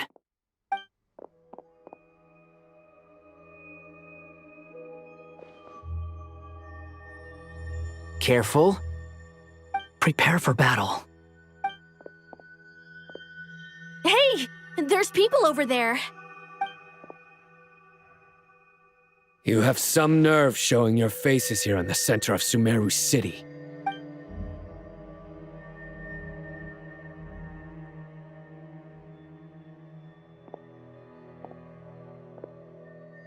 You're right on schedule. Well, this guy sure as heck isn't your average Fatui sergeant. They've stationed quite a few people nearby. It definitely looks like they were waiting for us. But something feels off. Everything about this guy feels too deliberate. I highly doubt he's just a subordinate of Dottores. And he's no mere sergeant. Whatever his rank is, it's high. Much higher than we thought. So you've been waiting for us. But it looks like you're geared up for a conversation, rather than a battle. Very clever, General Mahamatra Sino. I know you're the one in charge of this siege, and I look forward to making a deal with you. A siege? Sumeru City belongs to us! Historically, yes. But things can always change. We have quite a sizable force with us, you know. For instance... There's a Fatui ambush at the north gate. Can you handle him? We can for now. Yes, I'm quite sure both sides can hold their ground for the time being. The battle has not yet reached its climax. But what happens next? Do you enjoy watching bloodshed? Surely some of those here are people you count as friends. Once a war begins, some people must die. I doubt you wish that fate upon anyone you know. Wait a second. It's a trick. He's not even there.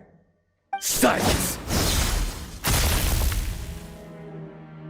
He disappeared. What was that? A ghost? Curses! He was never there to begin with. That was just a shadow projected there to lure us in. Enough talk! Attack! I apologize for being unable to accompany you at this crucial moment, but I am compelled to leave for reasons beyond my control. Please excuse me. Sumeru's General Mahamatra is quite ruthless. It's a good thing I wasn't there in person. Your illusion held them up for a time just fine. But now that they have seen through it, they will realize you were just a decoy. Decoy or not, what matters now is that they will be heading your way imminently. Not imminently. They are already here. We made it! This is far enough. Tainari, you go help Sino. Don't worry about us. We'll manage from here. Are you sure you don't need me to stand guard? No need. Once the connection is established, we'll disappear from the sanctuary of Surasthana. Go help the others. All right. Goodbye for now, then. Please tread carefully.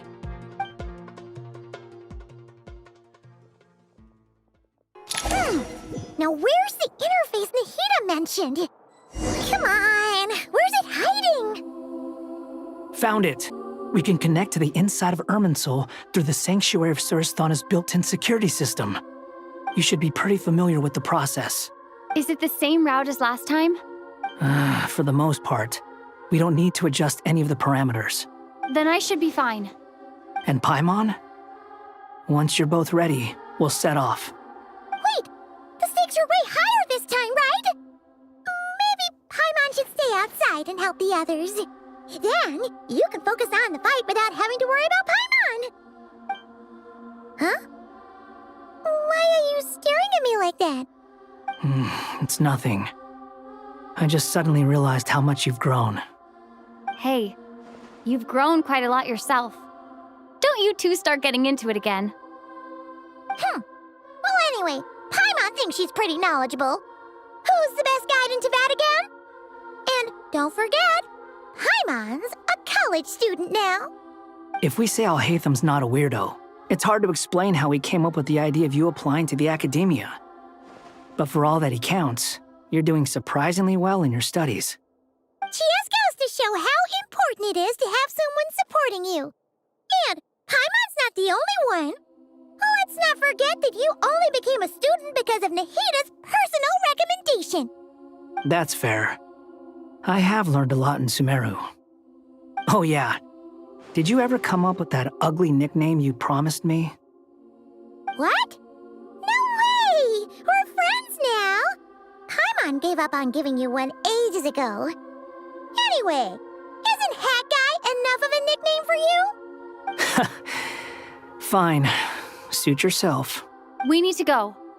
Paimon, if you're staying, look after yourself. Will do. Paimon's gonna link up with Tainari and Sino. You guys are the ones who need to be careful. We will be. Bye for now.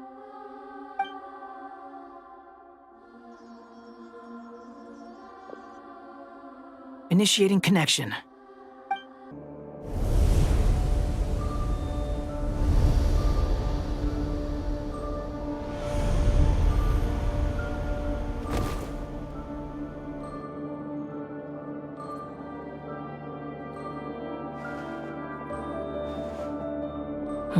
Well, here we are again. Come to think of it, I still don't even know where we're going. Thanks to our terminals, it should be impossible for Irminsul to read. I can... Don't tell me. Only you need to know. That way, whatever happens to me next, it won't affect your progress. Listen to me. Your safety is just as important as mine. Don't even think about sacrificing yourself for the greater good. We came here together, and we're leaving together. All right, if you insist. I won't argue with you.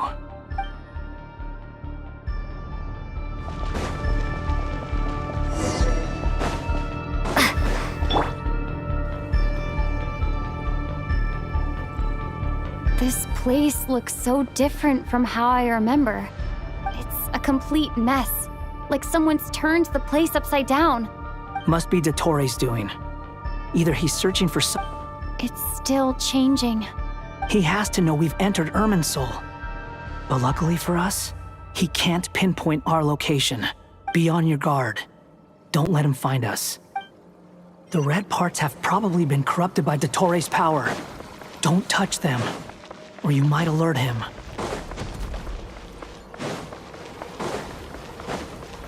He's looking for us.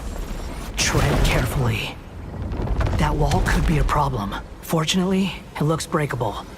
Give it a shot. Whew. I think we've made it to relative safety. Whew. Goodness. That was tough. You doing okay? I'll be fine. Don't worry. Take a short rest, and then... Nicole? Nicole! The connection's been cut. But that means... Look at you supporting one another. How very touching.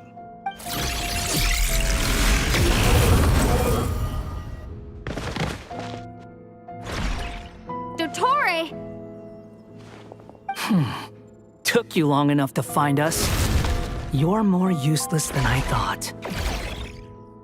Oh, really? I think I deserve a little more credit for my methods than that.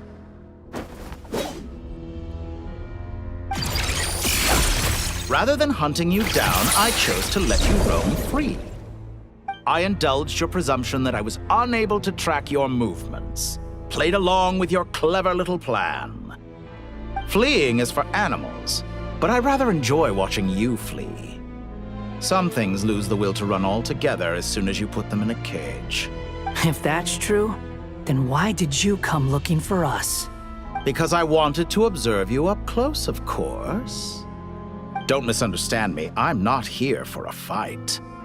Is it so unusual that I wish to greet my old acquaintances in person? After all, it's been a while. Scaramouche.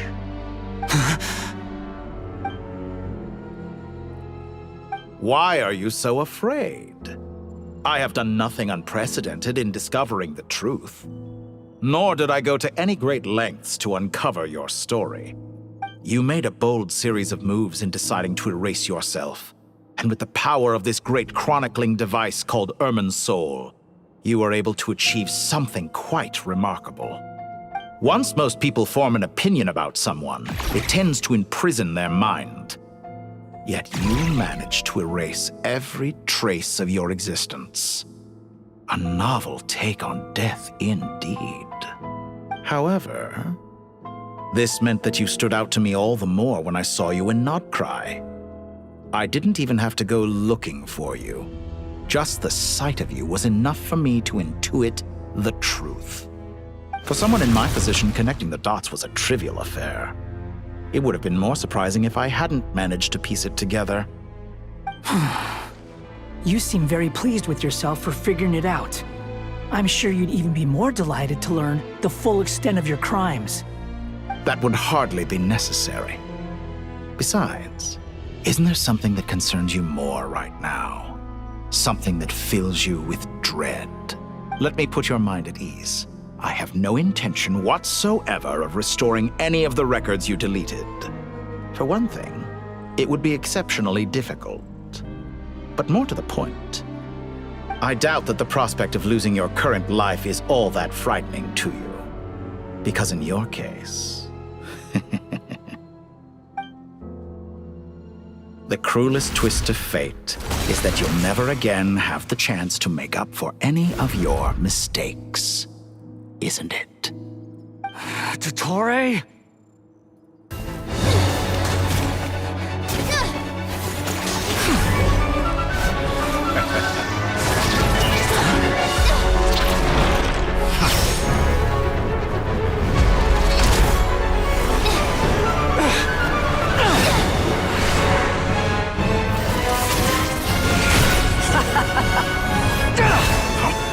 Does the prospect of death amuse you? I could ask you the same question! I'll distract Dottore. You focus on the mission. Got it.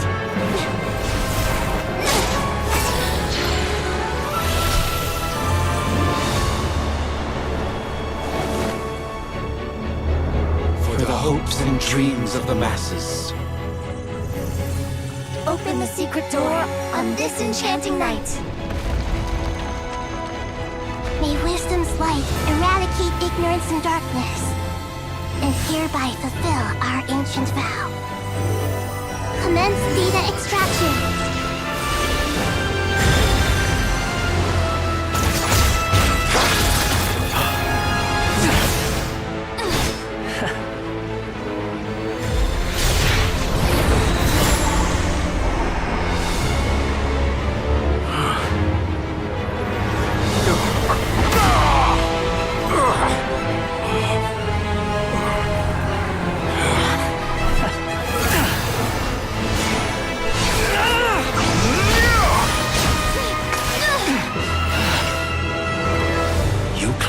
Outdated ideals and stand in the way of progress. You will pay for interfering with the grandest experiment of all time.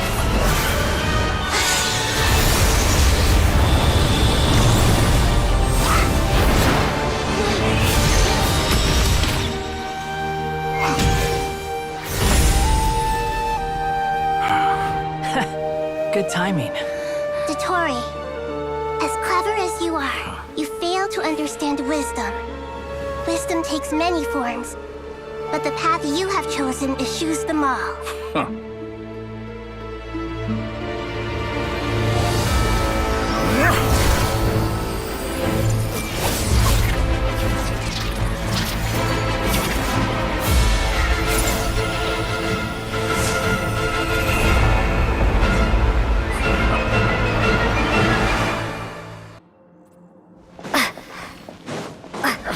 My strength is fading! Since you are within Irminsul, it stands to reason that any power you wield comes from it.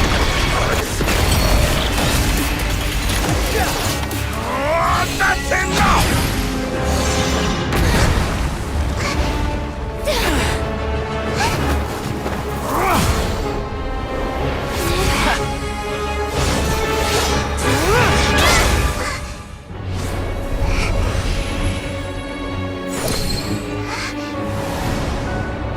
It's all yours.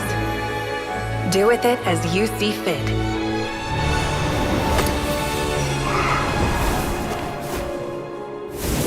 Just as you say, this world is home to some archaic things. And as you suppose, you are a formidable opponent.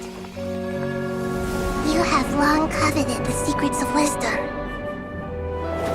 So now, I will demonstrate true wisdom in action. I invoke my supreme authority as the keeper of Irminsul. Commend me or condemn me. But give your verdict now! Blessed One of Wisdom, Mahakusaladhama, are you certain that you wish to exercise your authority to destroy Irminsul? It represents both your roots and your finest accomplishments. You truly intend to abandon the very thing you have always fought for? This is my decision. Irminsul has been corrupted beyond redemption.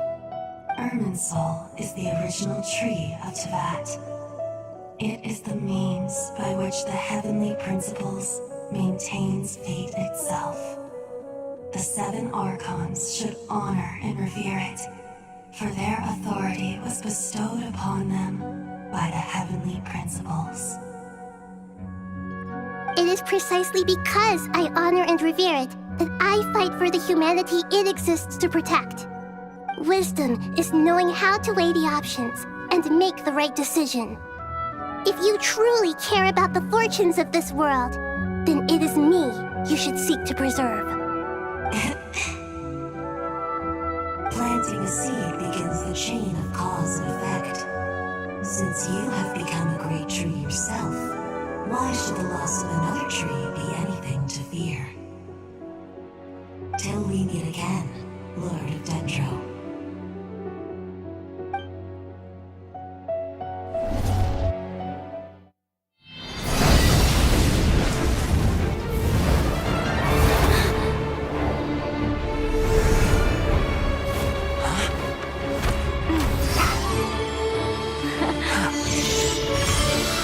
The first flame. The pure, cleansing fire.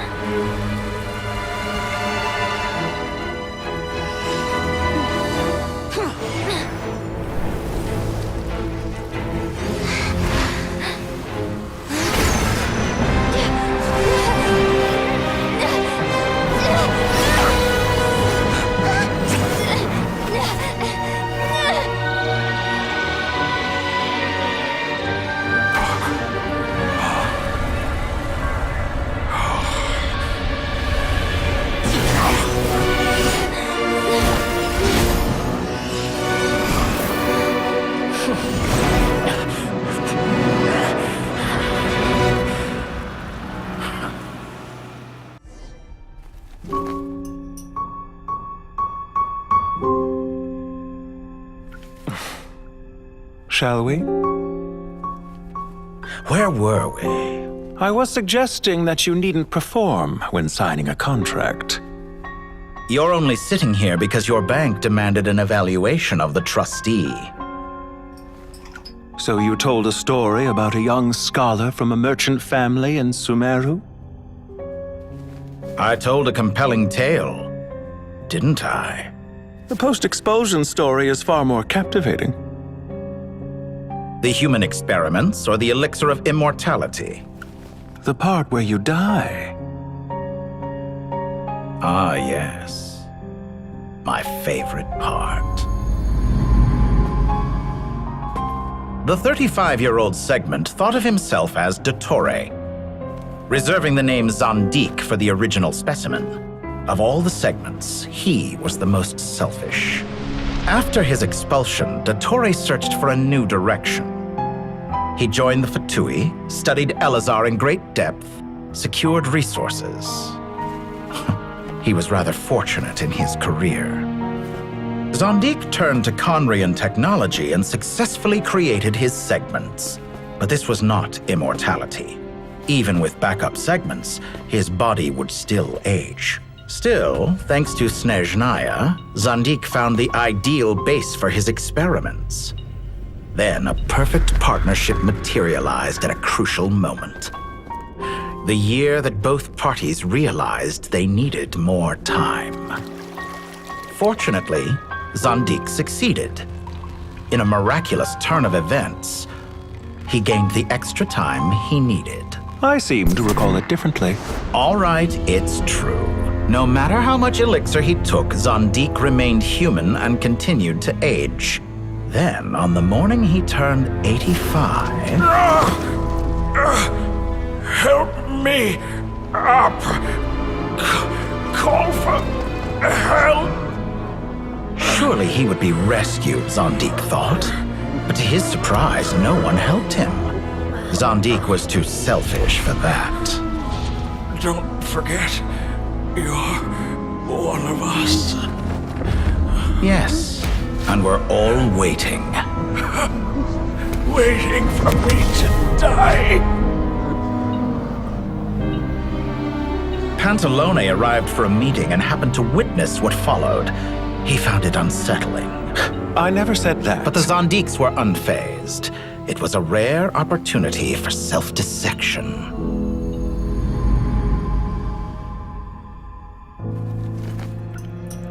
What does all that have to do with you depositing your data at Northland Bank?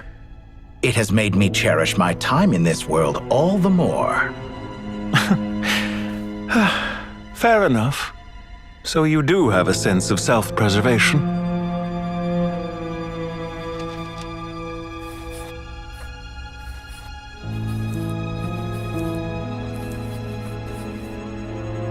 What do you mean? You're hardly normal, and you don't cherish life. You just don't want to admit defeat in the limited time you have. Even so, don't I deserve an interesting ending? I'm counting on it.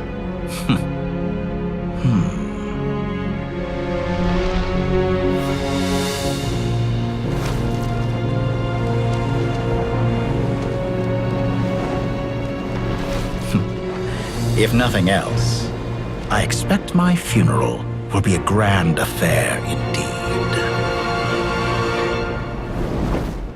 What a magnificent fire. In Snezhnaya, we light fires to ward off the cold. Fire, it seems, is antithetical to ideas such as cold, frozen, and unchanging. Perhaps it has always been that way. From the beginning, fire has been used to drive away wild beasts and warm the body and mind. You could say it's a form of treatment. One that cures the human heart of mortal fear. Mortal fear? Something you haven't been acquainted with in a long time, by the sounds of it. Whereas you, I'm sure, must know the feeling quite well indeed. I remember when we first discussed the elixir of immortality, you claimed that extending your lifespan was about buying more time. But was that really the truth? You fear the prospect of dying a wretched end in this world, don't you? Of course I do. I'm only human, after all.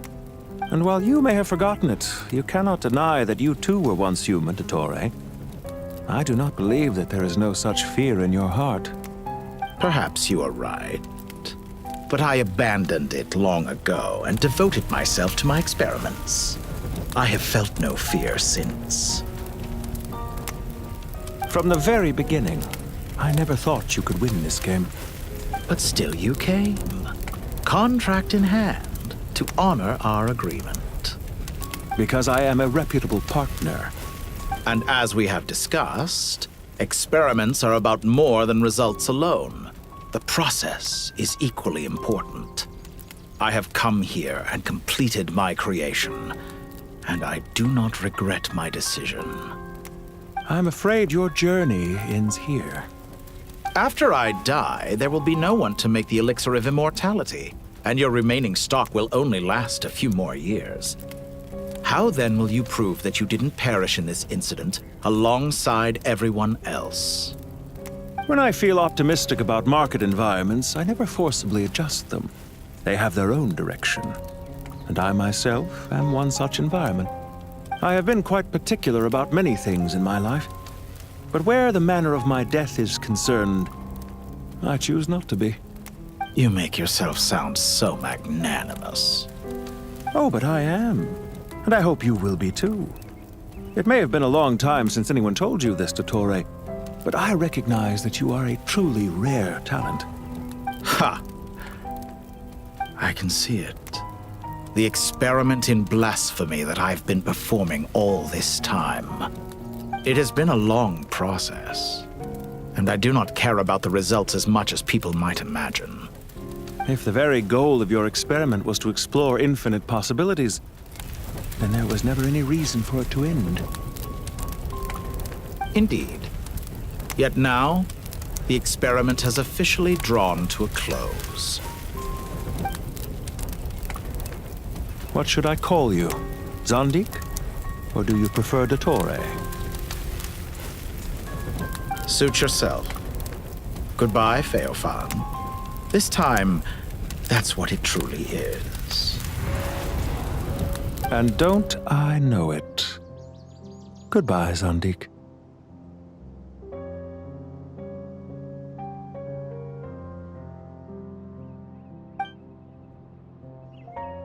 I could have carried out many more experiments, But to me, Lord of Dendro, this outcome is certainly not the worst. I believe you. But unfortunately, this is where it all ends for you. This experiment does not belong to you, nor do any of the results. Experiment? It sounds like you're trying to outdo me in my own field. Wisdom is conveying information in terms that people can clearly understand. You know exactly what I mean. Indeed. I can see no further outcomes. Ha. You have a formidable mind, and you are braver than I thought. Setting fire to the very thing your survival depends on. Your previous threat was empty, but this time, it is real. When necessary, wisdom can be as fierce as an inferno. Some of the flames that incinerate you come from within yourself. Perhaps you are right. You see what lies at the bottom of the human heart, and that is your wisdom. Here is where your journey comes to an end. All that is yet unknown belongs to those of us who will carry on living. It seems I have unwittingly been your arch-enemy all along. But now, it's all over. I do not deny your intelligence. But what you refer to as experiments, I would never describe in those terms. They are events that take place in the real world, and they are so much more than mere data. Goodbye. We will never meet again. Well, that's the last of them. Everyone on the list is already back where they should be. It was a long, hard road, but we finally finished escorting everyone back. I just pray that we'll never need to leave again. I hope we can stay here forever in this peaceful paradise of our own choosing. Paradise. In the annals of the Temple of Silence, that word carries great significance. It represents the hopes and desires of the gods. Their longing for a place to rest. I wouldn't think gods need such a place. People always think they're the only ones who can lose their homes. They forget that gods too need a place to reside. As the Goat King once said, "A god without his people shall cease to exist." Gods need their believers every bit as much as their believers need them. Only we can truly understand how much the desert faith has faded over the centuries. But we still talk about the gods as though they're part of our lives. Given the myriad ways in which gods and humans interact, I'd say they really are. How else could Dunyarzad consider the Dendro Archon a friend? Well, that sounds about right to me. Describing them as friends sure makes us feel a whole lot closer. If you told me a few years back that I'd have this many friends, I'd have called you a liar. Belief is a choice, just like friendship. We've made our choices through battle. The right ones, wouldn't you say? I'll be heading back to the Temple of Silence. I heard the Goat King and the Ibis King decided to pay us a visit. How about you? It's back to Aru Village for us. Still plenty of supplies to distribute and people to help. Until next time, old friend. As long as you can find the time, you're always welcome to visit us in Aru Village. Right back at you. Make sure to drop by the Temple of Silence the next time you're free. Word is that 2 of the other 7 pillars, Shezapang and Bennu, might also be dropping by. Since you're wearing the symbols of their power, it'd only be fitting if you came to see them for yourselves. Dropping by? That makes it sound like they're visiting a neighbor's home. Well, the temple was founded by Hermanubis, so I guess to them, that's exactly what it is. Guess that's true. All right. We'll make sure to find time to stop by. Stay safe on your journey home. I will.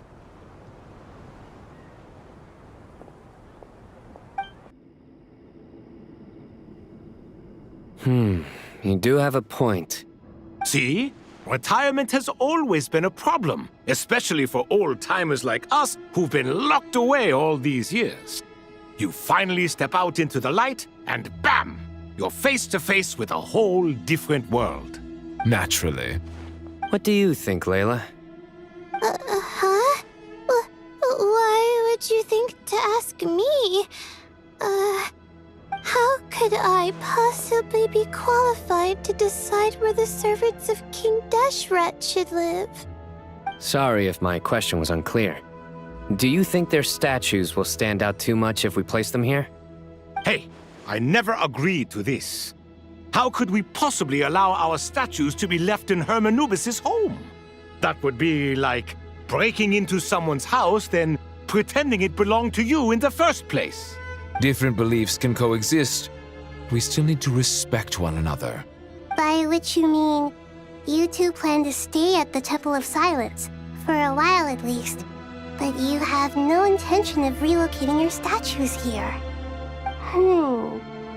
So, you see this as sort of a family visit? Is that correct? Family. You could say that. In a sense, Hermanubis would view this as his home. Just look at this place. Magnificent, is it not?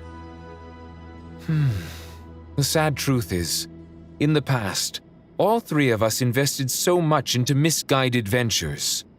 We failed to build what we should have, and wasted so much time instead. And what do you mean by that? I mean that for the most part, time spent associating with the likes of Sobek, and, let's say, Thoth, might reasonably be considered wasted. Why does that not surprise me? Go on. Anyway, given how much time we'll all be spending together, I'd say that the bonds we built will end up proving to have been a sound investment. Once Sethos, the current leader of the Temple of Silence, returns, you can discuss the matter of staying here with him. But judging by the expressions of everyone here, I imagine you'll receive a very warm welcome. This sacred ground houses untold knowledge, after all. What better place for the servants of King Deshret to appear in the mortal world? How about we share a meal together first? I imagine it's been many years since you last tasted fresh food. Oh, that sounds wonderful! After so many hundreds of years, I can only surmise that desert cuisine has become a lot more varied. Are we having a get-together? If you'd like, I can help prepare some food. After all, Lord Thoth, you helped me so much in the desert, and I still haven't properly thanked you.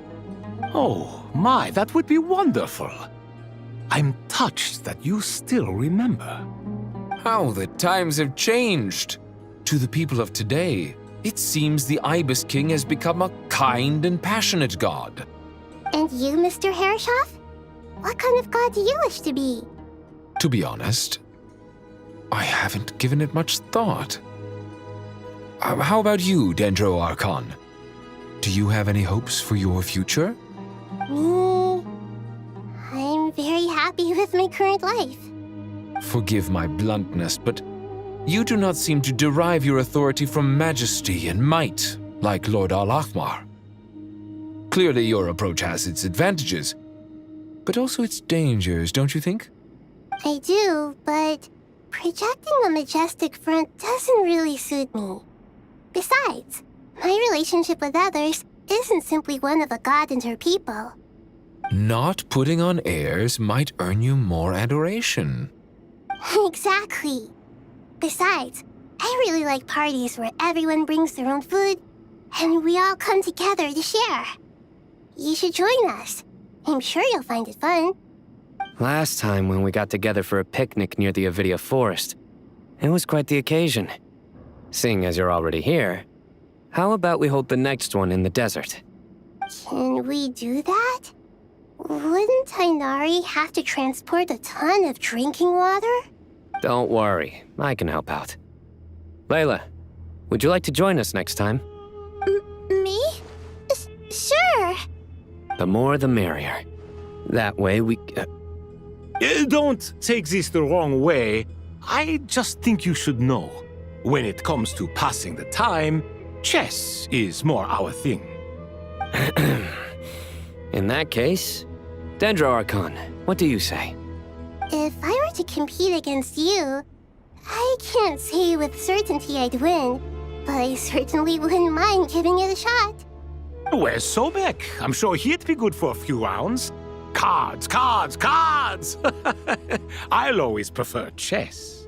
I wonder what variant of chess we're talking here. Mr. Thoth, is there some sort of astrological significance to this game? Oh, I'm glad you brought that up. As long as the leader of the Temple of Silence agrees, we can search Hermanubis' place for books to teach you how to play.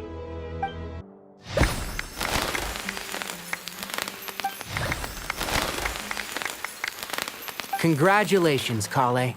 Well done, Kale. After studying for so long, you've finally become a full-fledged ranger. Sure hasn't been easy for you, huh? This really is fantastic news. All grown up. No longer a trainee, but an official forest ranger. Oh, the next step is to secure tenure in the academia. Thanks, everyone. It's true. I'm an official forest ranger now. Master Tainari, thank you for your guidance and support. I wish Mr. Sino were here so I could thank him too. Sino had a matter to attend to at the Temple of Silence. I don't imagine he'll be back for some time. But don't worry, we can celebrate together once he's finished. I'm afraid the party will have to wait. Kale still has some matters to attend to first. Kale? Is everything all right? No, it's not what you think. There's nothing wrong with my health. I just have a few things I need to deal with. I've made plans with the Traveler and Paimon to visit Mondstadt. Master Tainari and Mr. Sino will be accompanying us too. Well, that's a relief. Of course. For someone who spends so much time resting, your recovery routine is surprisingly simple. Hey! Paimon's been working her butt off too. Don't worry. Paimon's been looking around the place, and it seems like the city's already on the mend.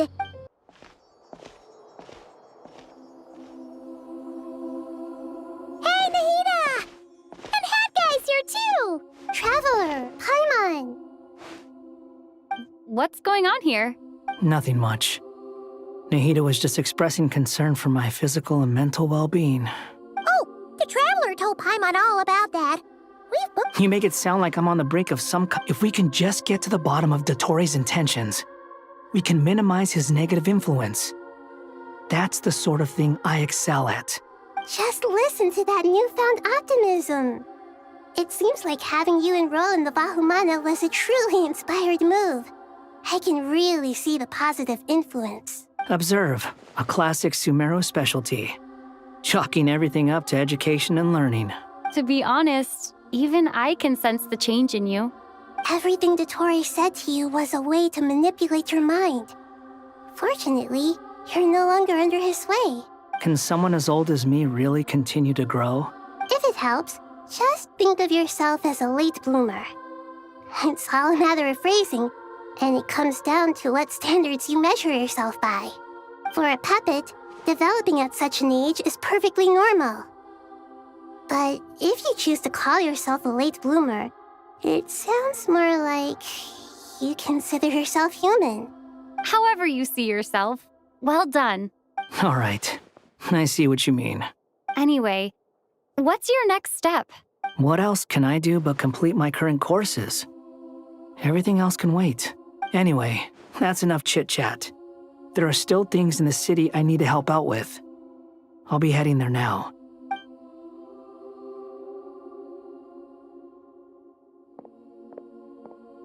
I'm so happy that Hat Guy is doing better than we thought.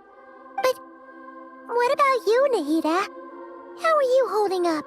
The pyronosis burned down the corrupted Irminsul. The flames blazed for 7 days and 7 nights before they finally subsided. All that was left were the parts underground. Now, Aru shoulders the responsibilities that once belonged to Irminsul. The situation was contained before it got out of hand, so Tevat's most vital information has largely been preserved. Irminsul has a strong influence over you, doesn't it? How will you cope now that it's gone? There is no need to worry. Thanks to Nicole's extraordinary talents, my connection to Irminsul has been severed and transposed onto Aru. Angels can do things like that? They can. Such abilities are precisely what makes them so powerful.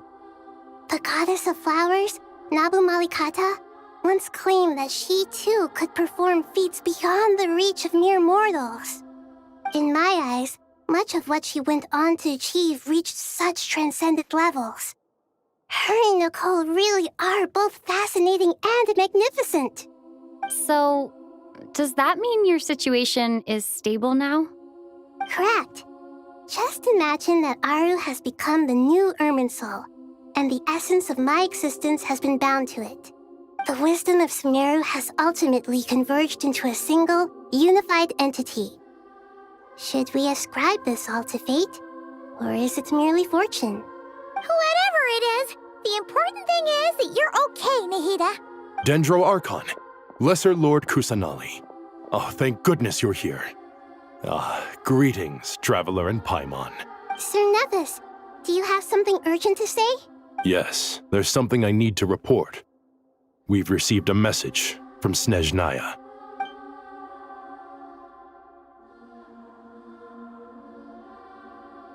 The Fatui Harbinger, the Rooster, sends us his sympathies, along with all the usual pleasantries. His stance is that, following the unrest and Nod Cry, Dottore was subjected to internal censure. This madness was the act of a rogue element, one who cannot be seen to represent the Zapoliarni Palace. No less than can be expected. Snezhnaya paid a heavy price working to stop him. They even lost one of their own harbingers. The letter goes on to say that even so, Snezhnaya cannot claim to be blameless. Apparently, they will deal with Dottore's subordinates in accordance with Snezhnayan law, holding all those involved in his crimes accountable. Additionally, they are supplying relief funds and supplies, which are already en route. They hope this will aid in Sumeru's reconstruction. Sounds like he's got an answer for everything. True. But as diplomatic rhetoric goes, it's highly effective. Completely watertight, both in logic and sentiment. This disaster has had a profound impact on Sumeru. There is much that I will keep in my heart. The matter of Dottore can be seen as settled for now. We are sure to cross paths again in the future, and in that light, Snezhnaya would do well to uphold their responsibilities and keep a tight rein over their actions. With Irminsul burned, the flow of fate now carries many more possibilities. I will be watching carefully. Perhaps we can move on to a less serious matter? Dendro Archon, will you eat with us once this matter is dealt with? Everyone wishes to celebrate together. Your presence would be most welcome. Of course! Junior Zod, Sino, and Hypatia all told me the same thing. If there isn't enough room for everyone, we can arrange back-to-back feasts. What a wonderful idea. That just leaves the question of what we should eat. Not more tomatoes, surely. More? Dendro Archon, what do you mean by more tomatoes? Those good friends of yours are always talking about tomatoes. Sometimes when I'm walking through the city, I can even hear them arguing in the fields. Since you see them so often, you must hear about tomatoes even more than I do. Tomatoes. Tomatoes. The word has a certain magic to it. Like the autumn fur of a sumpter beast swirling in the wind, sometimes flying up my nose. Tomatoes. What can we make with tomatoes? Take your time, there's no need to rush. The Traveler, Paimon, and I still have somewhere we need to visit. You'll have plenty of time to think it over before I return. Does this mean you're going to Natlan? Meet them there in person. It will require a long journey. I know. But this is necessary. I must go myself. Traveler, Paimon, we'll set off as soon as you're ready. Is that all right? Sure. We'll be ready whenever you are. You'll hear no objections from Paimon. We should grab some snacks along the way, though. Wonderful. Natlan is such a lively place. It's super cheerful and positive, too. I can see that. There are people outside exercising at all hours. You came. Welcome, welcome. You must be hungry from your journey. Would you like something to eat? Oh, thanks, but no thanks. We've been eating the whole way here. We had a mushroom platter, Sap's meat stew, butter braised chicken, hot sour pudding. Paimon's positively stuffed. All right. No need for all that detail. I'm starting to get hungry myself. Maybe later then. We can wait till everyone's got an appetite, then I'll head out for a meal together. Sounds like a plan. Let's find somewhere to sit down. I should tell you, I already have some sense of why you've come. Why's that, Malika? To say thank you. Your senses are spot on. But on top of that, we also feel guilty. Because the pyronosis has vanished? I sensed its loss. Despite scouring through the remnants of Irminsul, we couldn't find any sign of the pyronosis. Not even any trace of it burning to ash. That's certainly unusual. Still, the potential fallout from Irminsul's loss is significant, to say the least. Perhaps the pyronosis's disappearance is simply a knock-on effect of the impact it's had on a certain strand of fate. There's no need to feel guilty. We were clear that this time, there was to be no returning, only giving. Pure and simple. Thank you really is a fascinating phrase. We use it to express gratitude for the smallest of things. Yet, when faced with a kindness too immense to describe, we use exactly the same words. It's not that we lack other means of expression. It's that when we truly need to express our feelings, the simplest and purest words are always the most powerful. You're right. In Natlan, we prefer simple expressions too. Companionship, friendship, support. They might not sound fancy, but the sentiment behind them is sincere. That's wonderful to hear. Sincere feelings are often a vehicle for the deepest wisdom of all. Irminsul's destruction doesn't seem to have done you much harm. I'm glad to see you're doing well. There's still a lot of work to do, but before we begin, we felt it was important to come here and speak with you. Partly to express our gratitude, but also because we felt that seeing you, in a sense, is like basking in warm sunlight. That's a nice way of putting it. I like that. To tell you the truth, though, I'm not a fan of somber meetings. So, since there's nothing more to say, why don't we go bask in some actual sunlight? The weather's beautiful today. What a great idea! Paimon's gonna lie back and soak up some rays.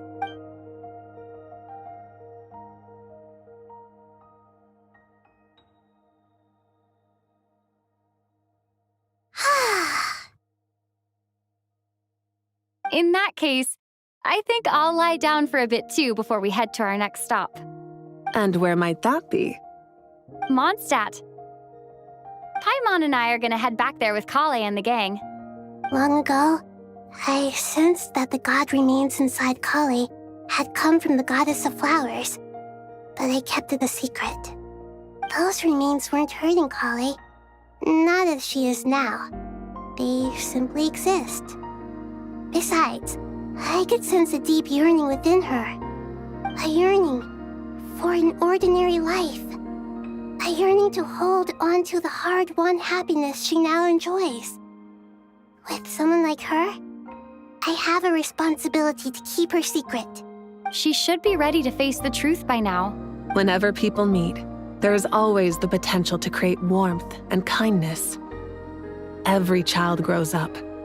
But even as adults, they are still children in the eyes of certain people. Oh, just like how Paimon sometimes sees Nahida as a little kid. Is that so? Well, anyone who's friends with a kid is probably a kid themselves. Of course! And there's nothing wrong with that. When we get back, we'll actually be hanging out with another of our friends who happens to be a kid. Or More like looking after in her case. Anyway, we'll always be there to watch out for our friends. Dear Sucrose, when you receive this letter, I'll probably be as busy as always. But busy with wonderful things. That's because I'm no longer a trainee. I'm now an official forest ranger. Impressive, right? Sino said that official rangers sound much tougher than trainees. Though he did say it was already pretty tough to start out with. You probably heard that something big happened in Sumeru recently. Don't worry, it's all been taken care of. We're heading to Mondstadt soon, so if you're free, maybe we could meet up? Plus, it's not just me. A few of us are going. Hey, do you still remember that time we all got together? You know, when we all went to the Windbloom Festival? It'll be just like that. Dainari, is that... Don't you say it! Is that the great Vayu Vyastra? Behold, the great Vayu Vyastra, General Mahamatra. How times have changed. I wasn't expecting you to beat me to the punchline. You've changed. You've really upped the aggression in your battle against Sino's jokes. Kale, how did you know what I was going to say? For the love of... Hey! Traveler! Paimon! You're right on time! I hope we haven't kept you waiting. Kalei! Sucrose! It's been so long! How have you been? I've been well. Everything's going great. What about you? Are you still busy? Not at the moment. Oh, right! That juicer you gave us works amazing! Farzan loves it! Seriously? That's wonderful. I don't suppose you drew up a detailed test report. Oh, what fruits did you use? How was the texture of the final product? Sucrose, you might want to try asking your questions one at a time. Albedo! Paimon didn't see you there! It's been a while since all of us were together like this. How about we follow the same plan as last time? Good idea, my friend. You never disappoint. So, what are your identities this time? Don't remind him. First things first. Allow me to introduce our very own official Forest Ranger Kale. The rest of us are simply her humble travel companions. This sounds like one of those mushy stories that gets people hooked on some corny, heartwarming premise. Oh, is our story... Besides being heartwarming, our story's also about tough, impressive-sounding job titles.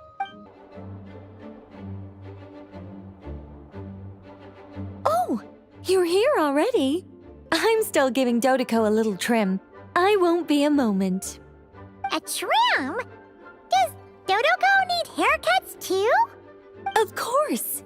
It's important to know how to take loving care of the apples of your eye. All of these trivial matters get left to me. It's because I'm an angel, and angels are, in a way, the guardians of all Teyvat. Oh, right! Well, that's definitely an impressive-sounding job title. What are you writing? I'm just brainstorming some cool-sounding lines. Oh, write them on these card backs. Of course. Clearly, my lines are pretty amazing, wouldn't you say? Miss Nicole? Kale? You seem a little nervous. I was just wondering, who was the person you mentioned who needed their wish fulfilled? Wish? What do you mean? Miss Nicole asked if we could meet up in Mondstadt once everything was over. She said a friend of hers had a wish that needed my help to come true. Well, you never mentioned that before. All we knew was that you'd arranged to meet in Mondstadt. But we thought it had something to do with the god remains. To be fair, everything I told you was true. Anyway, my friend is waiting. Come on, let's pay her a visit.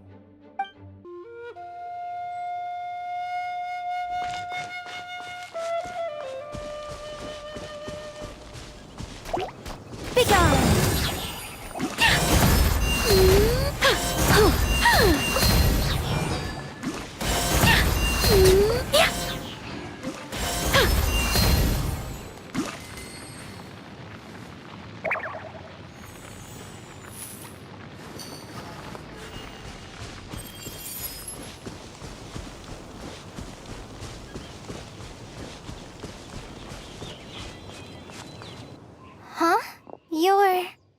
Surprised?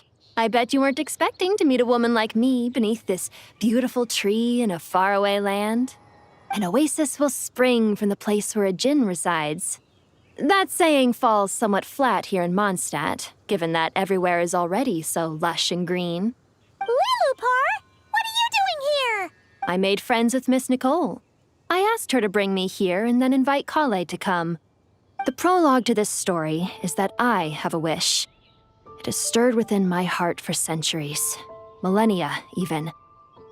Originally, it was merely Al-Ahmar's lie, but now it has become reality.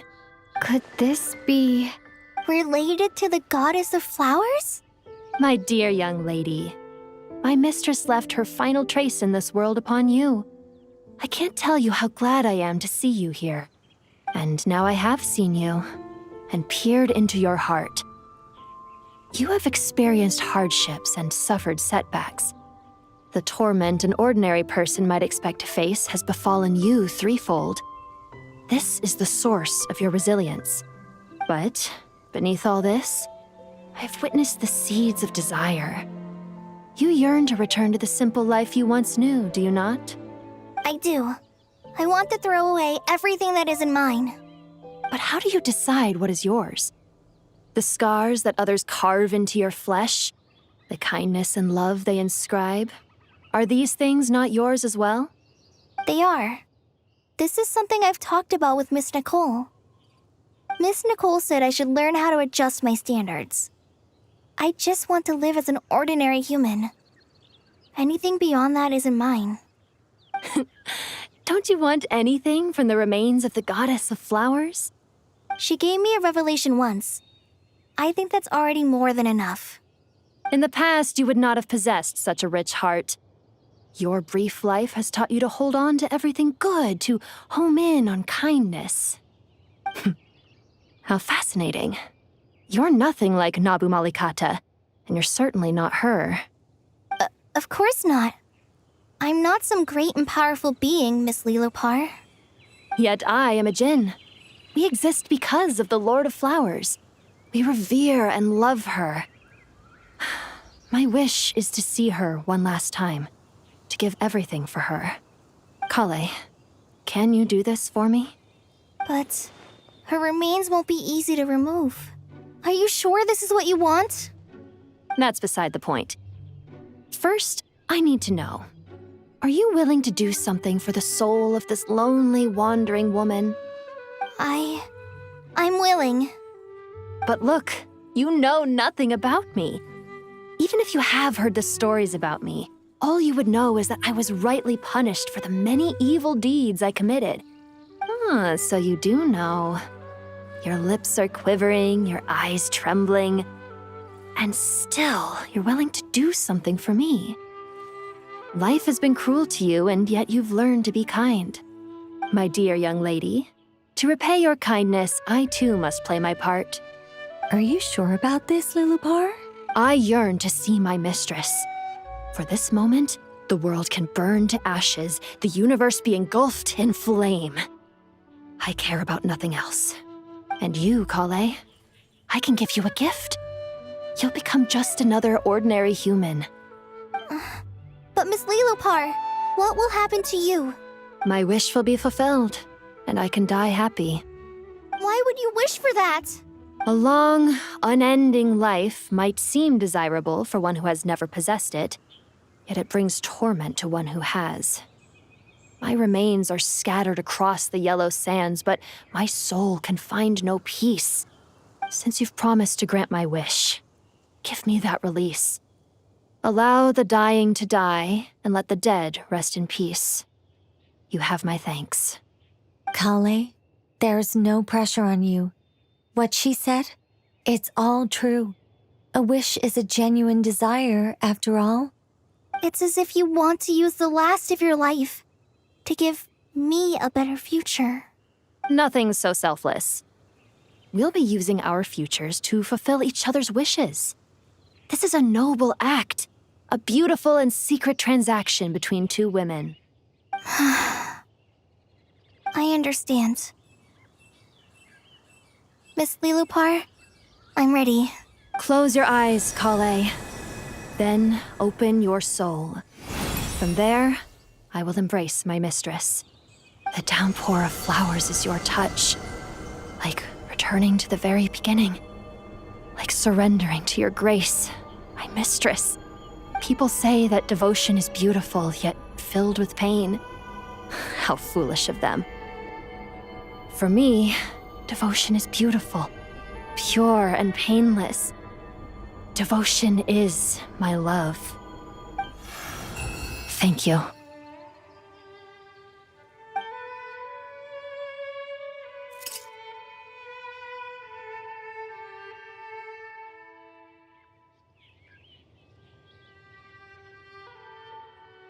Lillipore!